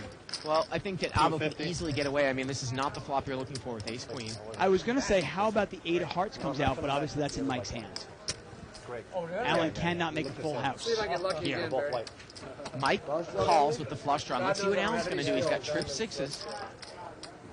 I didn't say you didn't have skill. Never said that. Don't say anything. Don't talk about He's going to raise now. Don't ask me about He's it. actually shown some flop strength, Dave. You know, and Barry and Mike are too busy talking to each other. They don't even notice Allen. Right. I mean, I think you instantly fold king 10 here. Oh, yeah. He makes it 600 more. Come on, Barry. You know you can do it here. It's Allen, right? Check raising the flop. Well, what can you beat? I mean, what do you think? What is Allen check raising with king 5? King 8? Man, nice lay down. And Mike's gonna move all in. And Allen calls. I don't really know what the point of that move is. I mean, don't you think that Allen has a 6? Yeah, Mike is just running good. I figure maybe he thinks he can go for it. Now, Mike had the ace in his hand as well. You know, Right. maybe Allen's got a big king. I a don't- couple hearts out there. Well, here we go to the turn. Turns a 4. Mike needs a heart. Does not come. No.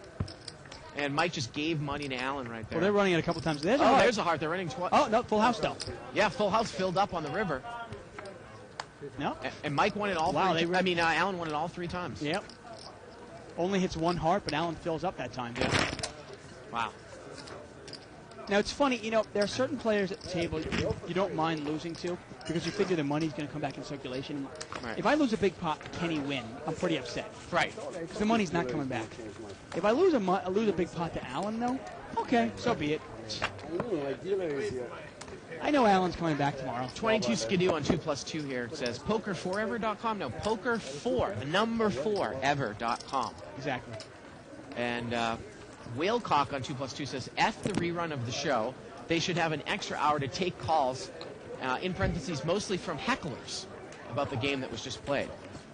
I don't know if we have the technology to ever take phone calls, but that would be cool if we could ever do that. Do you like VoIP? Like internet phone calls? Yeah. Vontage, right? Vontage, yeah. I actually have Vontage at home. It's pretty cool. Barry's got pocket tens. Made it 120 here. There's 2 players. And Amir has called with Queen Jack. Yeah, heads up. Ace 3-4. Yeah, well, Barry's still in the lead here, but hard for him to know that. Barry checked. And Amir's checked. Yeah, Amir's the type of player who will check Ace King here. I've seen him do that. Now Barry's going to bet. But Amir's not going to get involved. And it seems like the only player Barry can beat tonight is Amir. Could we ever have the technology to do that? Put like an audio phone call thing on the show? I flopped the full house with green and rock. That's a good point. Isaac's saying in my ear, who's going to screen the calls? Well, here's a great suggestion on 2+2. John E. says, hey, Bart and Dave, to get more publicity for Live at the Bike, why don't you dress as women and play in the ladies' tournament on Sunday? That's a great idea. Thank you for coming up with that for us. Really appreciate that. I would, but I'm busy on Sunday because I'm going to be playing in the Poker Forever free roll. Oh, you are? I am. Yeah. I've already got I think I have 180 raked points or something. I only need a couple more. So, $6,500 free roll coming to me. Now, Kunal is raised here with ace-king suited, and Alan's going to make the call with 8-4 clubs. Mike is called. Time. Once again, now you're seeing strength from Kunal, right? Yeah. And obviously, Mo easily gets rid of ace-3 of diamonds. Three-way action here. And the flop comes out with hearts, 9-5-3. Wonder if Mike is going to try to use his position to take the pot away from Kunal. Kunal's going to bet. I don't think he's going to get involved. Yeah, nice bet by Kunal. He's not, he doesn't dance around. He throws a real bet out there. Now, see, Alan might call here with 7-4 clubs. Again, indicate if he had a straight draw, right? Of course, he got a straight draw and a backdoor flush draw. Right. It's a monster. But again, you can't really necessarily give him any credit for a hand. You have no idea, right? Right. When Alan calls you get zero information. Yeah. Crafty, you know what I mean? I thought you were, making a good move there. With that raise. I thought you were actually making a move. I always give you too much credit for thinking too much. If you have the hand you raise, that's it. Now, the last time Barry was down about 10K and Mike was up 10K, the two of them engaged in I want to say about a $20,000 pot right after Live at the Bike ended, which Barry won, and had Mike 200 muttering as he walked out of the casino. So Avo is raised to 200 here from the button, 7-9 of hearts. He really doesn't play a lot of hands. The interesting thing is Avo usually doesn't raise that much pre-flop. Hey, look at this Hollywood Russ calls with ace-5 of clubs. But this should probably go bet-fold if Russ doesn't hit it, right? 2 players. Check to you, Avo. Russ is checked blind. And let's see if Avo can bet here and take it down. Well, Russ has got a wheel draw. And he's going to bet. 360. He bets 360 here. Russ certainly looks cool, doesn't he? Yep. If there's a club out there, or 2 clubs out there, it gets interesting because he's got a wheel draw, but I just don't understand why are you calling $200 pre-flop with ace-5 of clubs? Right. You don't even know if your ace is good. It turns out that time Avo was actually bluffing, but you're out of position with ace-5 of clubs? Now, Avo's got a cut on his arm there. See that right arm right there? See that slash by his... Yeah. That's from Corporation Mike, them two playing basketball earlier today, Avo was telling me. Really? Mike's such a competitor that he cut him playing basketball. I want to play basketball. He can invite me, bastard. Got a 9 at club at the 12 card. Is my card over here? It is. Bounce card. Where do they play basketball? Bell Garden somewhere? Oh, no, actually, it's at his house. I call. At Mike's house? Yeah, I know Barry's been there, too. Where's Mike live? I don't know. I'm going to find out. I want to play basketball. Mo's got aces. Yes, he does. C3's got pocket fives, and Mike's in a hand, but we can't see what he has. Raise it. And Mo is going to raise this up. And he makes it Raise it to 90. Makes it 90 to go. $90 with pocket aces. Now, this is the kind of hand, if I'm Kunal, you can call this. It's Mo. He's been playing it pretty straightforward. And if you hit your set, maybe you can win a lot of money. And Mike's got, looks like Jack 8 off suit. He's going to make the call. 3 players. Well, the flop comes out something like 885. Yeah, $80 raise. Here we go. Anybody? Queen 9-7. Well, Mike's got a straight draw to the 10. Couple diamonds out there. Mo's going to bet. He's going to bet 220. Who now is obviously not going to get involved. Mo's doing real well at keeping these pots small. He doesn't like to play big pots with his big pocket pairs. He doesn't really want to take that much heat. In the end, a pocket pair is just one pair. Exactly. And how big a pot do you really want to take heat with one pair? Well, that's the point. Yeah. He wants to keep it small. He doesn't want anybody making big moves on him. And you saw with the kings earlier, he easily laid him down. Mike is not going to get involved. And what I was saying was actually, Dave, I think we talked about this a couple days ago, or maybe yesterday briefly, that in no limit hold'em, one pair in showdown is not a big hand. In the limit hold'em, it is a big hand. Top pair, top kicker is a big hand in limit hold'em. Yeah, I mean, well, it just, in limit hold'em, you can only lose so much. Right. It's one more bet. Okay, to get raised. I gave him 2 red. Yeah. Oh, Mike, put your chips back. You moved them back over. I know. Button moves over there to Mo. Boy, I wonder if I can ask Donna, what's the board out there for the 500 game like? Got about a half an hour left in the show. Maybe she can put me on the board. You know I'm that. not joking. Pocket fives here for Kenny, and Mike's got king, queen. Mike raised, and I think Kenny called with fives. So if you want to play with Bart, head on down here. Play 500. Now, Mike's going to lead at this flop. How is Kenny going to play it? Is he even going to get involved? It's a racked board, 7 deuce 6. I think he's going to check raise. Well, he's in position, I think he's going to raise. Yeah, he makes it 800. He raises Mike. And if he gets called by Mike, he'll probably check down. Is Mike going to come back over the top? Oh, yeah. Oh, this is unbelievable stuff. You know what? God, I love the play here. Mike is playing the player, and he knows Kenny won't make this. He won't make this call unless he's got a monster. Like a set. He probably a set, 2 pair, maybe 8-9 of clubs. I mean, you got to think. Even if Mike here only has 8-9, or say 2 big clubs, do you really want to take heat with pocket fives? I mean, Kenny's put in a spot where he's pretty much got to move all in. That brown chip's a $500 chip right there. We don't see those that He's often. probably got close to $2,500 left, maybe $2,700 left. I mean, this is why Mike would be such a great tournament player, Dave. Really puts the heat on Kenny. Now, he showed Kenny the bluff before when he bluffed him out of the hand with ace-jack, and I think that's in Kenny's memory. I'm all in. Oh, wow, he's going to move over the top all in with fives. Great play by Kenny. You know what? It was a good read by Mike. Yeah. It was a good read by Mike and a better read by Kenny. Yeah. And look at that. It was a play on a play I was on going a to say, play. how often are you going to see Kenny going to move in all in with fives on a flop? Maybe just against Corporation Mike, right? It was funny. In that particular case. Right. When we started off the show, you said Kenny is the tightest player on this table. Mm-hmm. But some people misconstrue. They go, tight. Does that mean bad? No. He's tight, solid. Right. I mean, he doesn't play many hands, but the ones he plays, he plays them hard. Right. And that's just a great read. And, Kenny's now up $2,000 for the night. The amount of hands that he plays, that's amazing. Yeah. I heard you did a number on Avila. Wow, really phenomenal play there by Kenny. Yeah. Kenny is he's not a beginner, and I think Mike thought he could bully him, and Kenny said, "I don't think so." And raised to 80. And Kenny's going to raise here. We can't see what he has. And Mike's going to come in. 2 of you. Kenny's got ace queen to spades, and Mike calls him with 69 suited. Here we go. King 6-5. Let's see how this one's going to go. Well, check. And it goes check, check. Yep. Turns another king. Let's see Mike's going to bet now. 130. Going to bet 130. And Kenny's not, it's not an ego thing with him. Has nothing to do with it, but it is an ego thing for Mike. Right. Definitely is. Right. This is a game for Mike. It's not for money. He's not playing to win money. He's playing it, he's trying to, he's a competitive guy. Right. And he's playing to win the game. Kenny will easily say, hey, you win. Give me the money, though. Wow. Jay Burt here on 2+2 is he made this board in Photoshop. The hand with Allen against Eugene. He made it. Handmade. Well done. Thanks a lot, buddy. Wow. Raise it 100.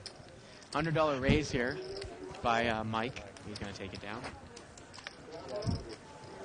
And again, you can email us questions, comments, suggestions. live@thebike.com.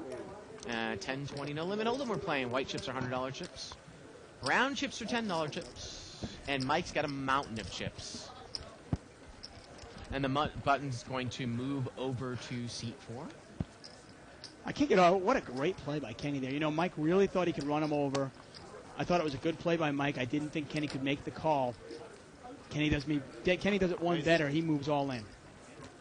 The funny thing there is, if Mike plays an overpair the same way, he's going to have all Kenny's money, right? Because Mike's not going anywhere. Yeah, although, you know what? I'm going to give Kenny some credit for reading Mike and meeting him right.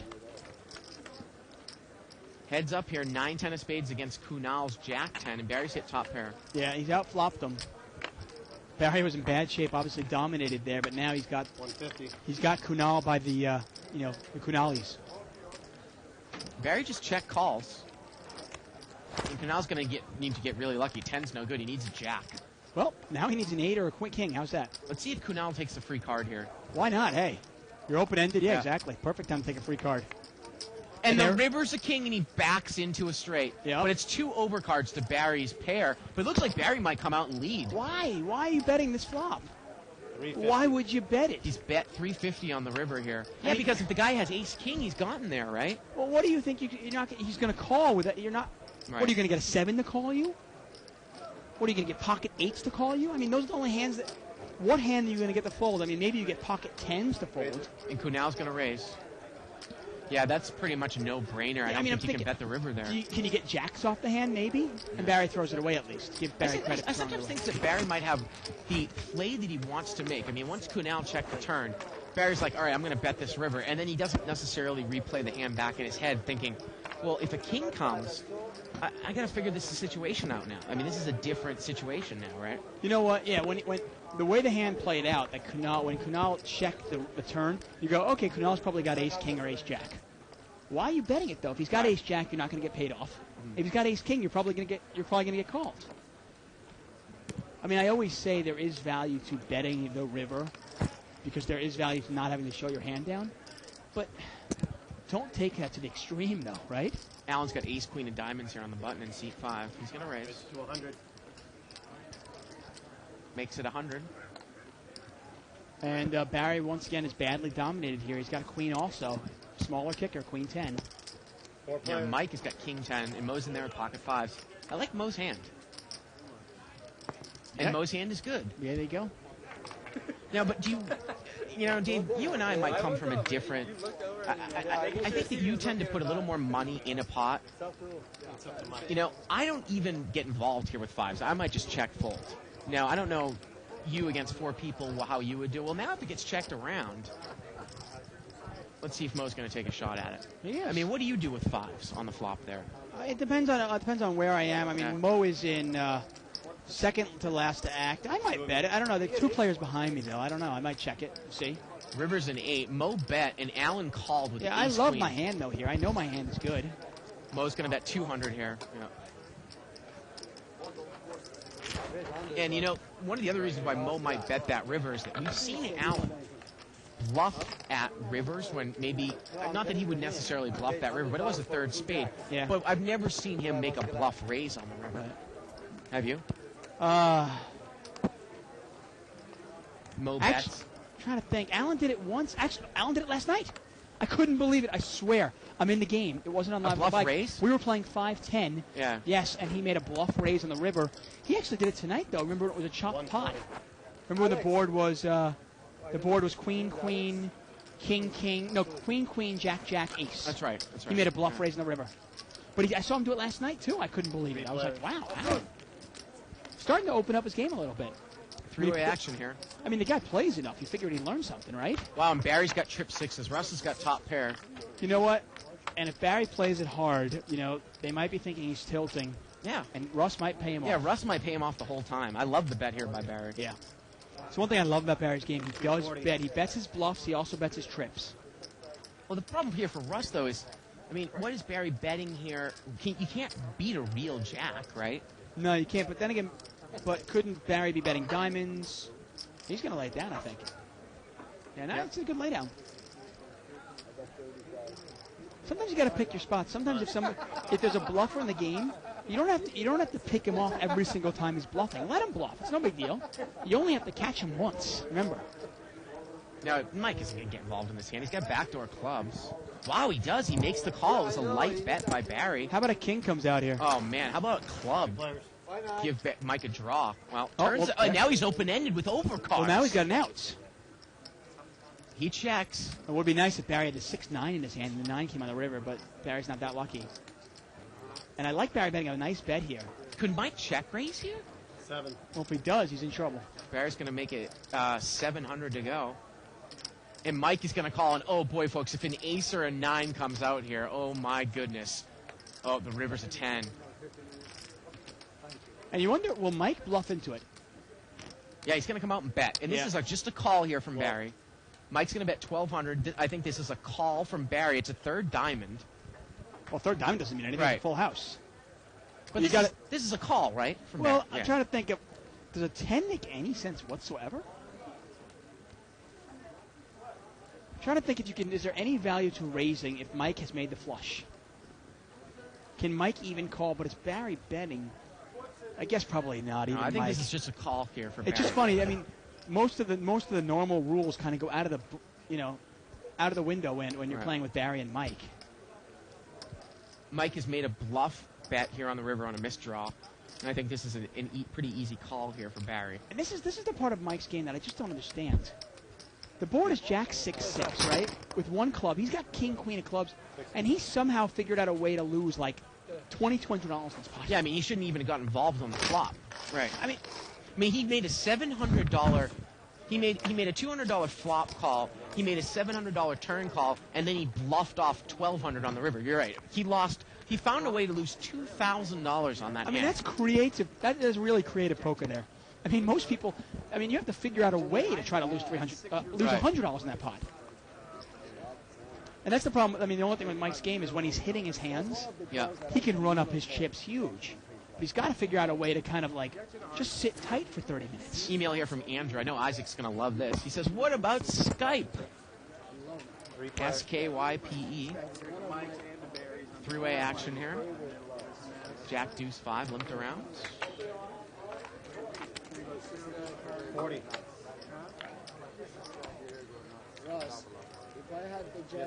And we got a bet here by Kenny Wynn. Look at that. Kenny Wynn bluffed at it with 9-3. Board was Jack, deuce, 5. Good for one bluff a night.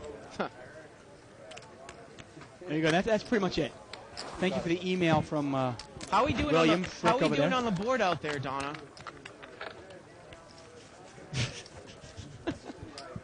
We love the emails. Keep them coming in. Really appreciate them. Thank you, William in Alabama. Once again, you're watching live at the Bike. No Limit Hold'em blinds are 10 and 20 tonight, and it's Friday night. Check out lapokerscene.com. We're talking a $500,000 free roll plus for just a nickel. You can get your seat to the World Series of Poker main event. Buttons over there in Amir's hand in seat 8. Now, Avo's got a king-jack suited. Is he going to pop it up here from the cutoff? No, he just limps in.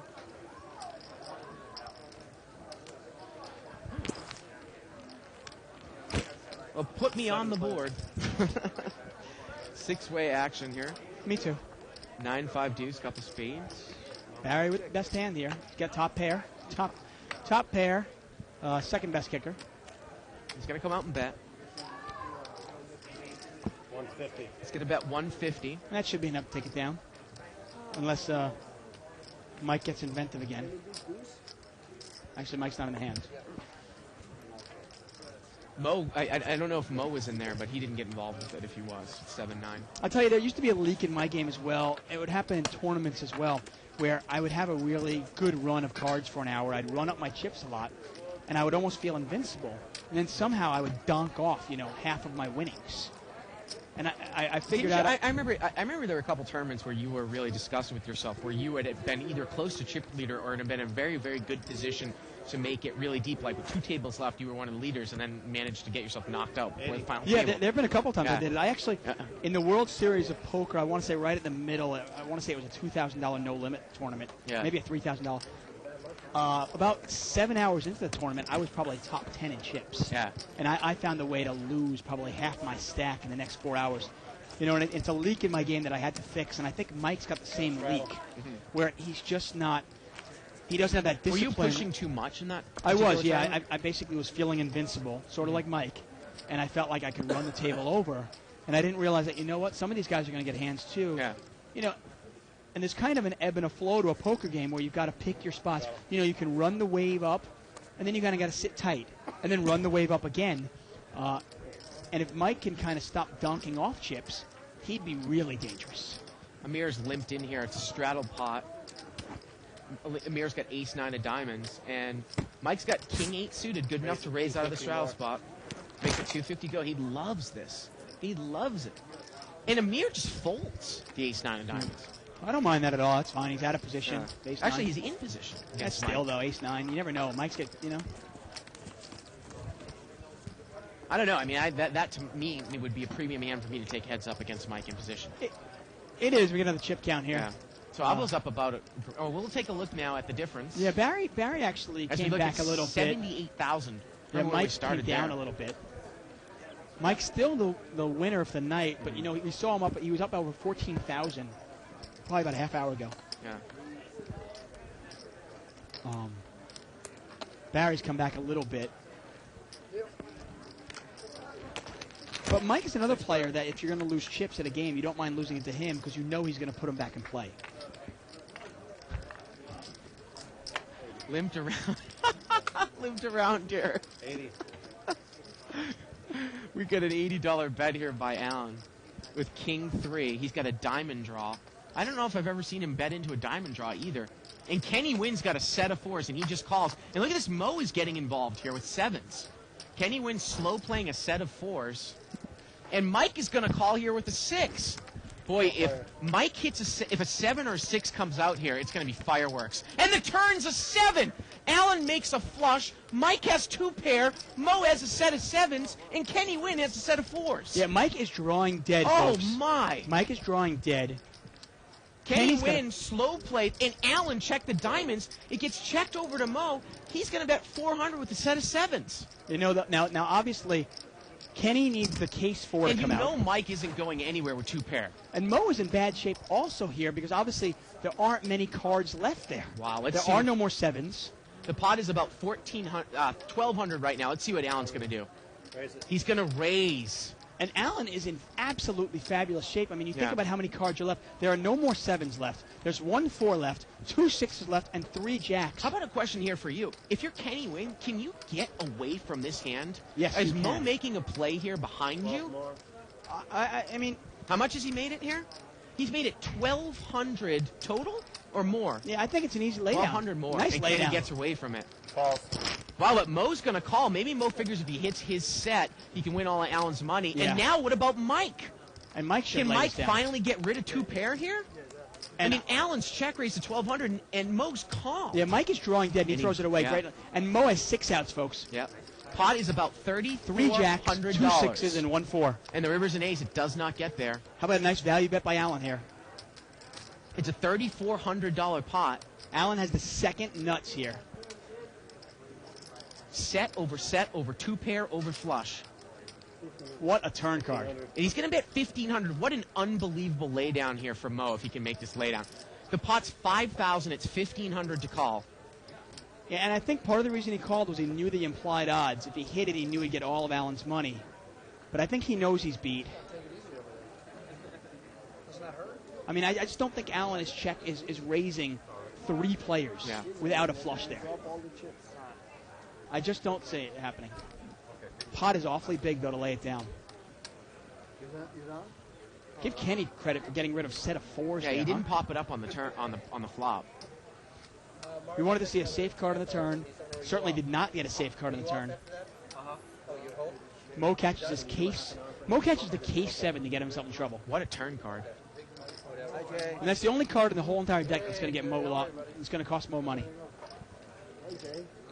Again, the pot's about 5,000. It's 1,500 for Mo to call. It's funny, you talk about Mo getting lucky on certain cases. That's pretty unlucky. I mean, literally, there's only one card in the entire deck that is going to get Mo in trouble, and that's it. And Mo said, I put him on diamond draw. And sometimes when you're looking, I don't know if Mo thought maybe his hand was good. He says he put Allen on a diamond draw. Maybe he was trying to win it with a blank on the turn, but Mo didn't have the 7 of diamonds in his hand. He hits the set, but it's the 7 of diamonds that comes out. Yeah, and that's sometimes the reason why you don't want to go for it. And like, if you, let's say Mo had the 7 of diamonds and the 7 of clubs. Right. Sometimes if you think there's huge implied odds, you can go for your 2-outer. But I don't think that Mo was calling trying to hit a set. I think he might have thought. And look at what a lay down here by Mo. And Allen's going to take it down there, and he shows it. Allen shows the flush. Yeah. What I was going to say was I nice think that Mo Allen. might have thought he had the best hand. He said he put Allen on a flush draw. I don't know what he thought maybe Kenny Wynn had behind him or in front of him. Because remember, Kenny called the flop. Yeah. And obviously we know that Kenny had the best hand Man, on the wow. flop. Set over 2 pair. Yep. Over flush.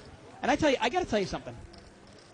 We live in a scary, scary age. What is this picture of you? I'll tell you in a second. We live in a scary... Dave Tuckman, 22 Skidoo, has posted a picture here. Will you let me finish a sentence, please? Thank you. We live in a scary age where if you just tell somebody your name, they can find all sorts of stuff on you. Anybody wondering, on 2+2, I actually used to do educational theater for Kaiser Permanente, and I did a show called Nightmare on Puberty Street where I kind of played the jock. And that picture is of me. Nightmare on Puberty Street? Yeah, it was actually a show. We did it for all of Southern California. We'd go every single day to a different school, from places all the way from San Diego to Compton to Lancaster. And, we literally did probably 150 shows a year. How old were you when you did this? Oh, this was maybe 5 years ago. Not 4 years ago. So you were like 28 playing like a 16-year-old? Yeah, actually, no, I was playing like a 13-year-old, but it was supposed to be like that. We did it for 6th grade through 8th graders. Oh, but so all the other cast members were older, too? Yeah, that's how it was supposed to be. I mean, just kind of like, youthful. And it was actually a life-changing experience. Like, were you making fun of this guy's facial hair in this picture? Well, he was supposed to be like, I was supposed to be kind of the kind of a jock, kind of a drug-using jock kind of guy. He was the loser. He was the nerd. Mo has raised it up here, sorry to interrupt you, to 150 with pocket 7s. C2 called ace-jack of clubs. Mike is in there with 7-8 offsuit. Barry's got a suited connector. He's going to come in, and Amir's going to come in. So we've got 5-way action. It's a $750 pot. Mo raised with pocket 7s. Here we go. Ace, king, 9. Wow, Amir's got a flush draw and a pair. But Russ has got ace-jack. Yeah, he's got top pair with a backdoor flush draw. And Amir's going to pretty much move all in, I think. And I don't think Russ is going to go anywhere here. 770. He's betting the pot. Is Russ going to make this call with ace-jack? No, I think he is. Got a couple people behind him. I mean, the way Amir's played tonight, I just don't think you can get away from that hand. Well, we talk about ace-jack being an easily dominated hand here, but Amir didn't show the pre-flop strength. Yeah.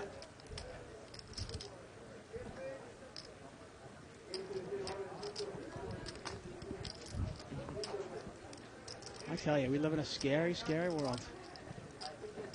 And Amir has a lot of outs. He's got 9 spade outs. He has 2 9 outs and 3 10 outs, right? And look at that. Russ mucks it, Dave. He mucks it. And Amir's going to take it down there with the semi-bluff. Wow, I'm surprised Russ mucked that, especially the way Amir's playing tonight. Anyway, though, I will say, working with kids, like I did, I will say it was one of the most rewarding jobs I've ever had in my life. Working with 11-year-old, 12-year-old, 13-year-old kids. Oh, isn't that special? It really was phenomenal, actually. Oh, this is going to be the last hand of the night, Dave. Last hand, woo. And another Nightmare week. on Puberty Street. Yes. Nightmare on Live at the Bike. Another week in the annals of Live at the Bike. So this is it, folks. We hope you enjoyed it. Now, that replay isn't going on this Sunday, is it? The whole week? Yes, it is. It is starting this Sunday. Cool. Limped around there, 5-way action. Jack, 7-8, couple diamonds. Well, best hand here is actually seat 4. It's Mike. He's got 7-9. Nobody bets at Nobody it. Turns bets it. another jack. Let's see if Mike's going to fire now. His 9 still plays, actually. Yeah, he's going to bet Board now. is Jack, 8-7. His 9 still plays. He bets 100, and Allen's going to call him with the 7. Yep. See if we can get kind of a fuming chop hand on the river here. Yeah. Barry has got... Nothing. Yeah, nothing. King 9. I don't know what he's thinking about. Is he going to make a move here? He calls. He calls for his king. He needs a king and only a Well, king. maybe he figures... Actually, a 9 would be good, too. A Maybe 9 he would be figures good, too. He's got overcards to the 7 Right. and the 8, and the river's a diamond. Can he represent here? I suppose he could. But you know what? The 9's going to play, and Mike's going to take it down. Yeah. Wow, take it down, Mike. The show ends like it started. Mike taking the chips in again. Well, all right, folks. That is going to do it for us tonight. Like David said, another week down in the history of Live at the Bike. Please join us on Monday, most likely for some sort of limit hold'em, 2040, 816, something. So check out the replay on Sunday of the whole previous week. For everyone here in the booth and for Dave Tuckman, have a good week. Good night, everybody, from Live at the Bike. It's here. It's big. And it's closer than you think. It's not a tournament. It's what you don't see on TV. The cash is real. The stakes are high. They bet big. They win big. They lose big. High stakes live action poker. Live at the Bike. Watch it live on the web or play it if you dare at the Bicycle Casino right here in Los Angeles.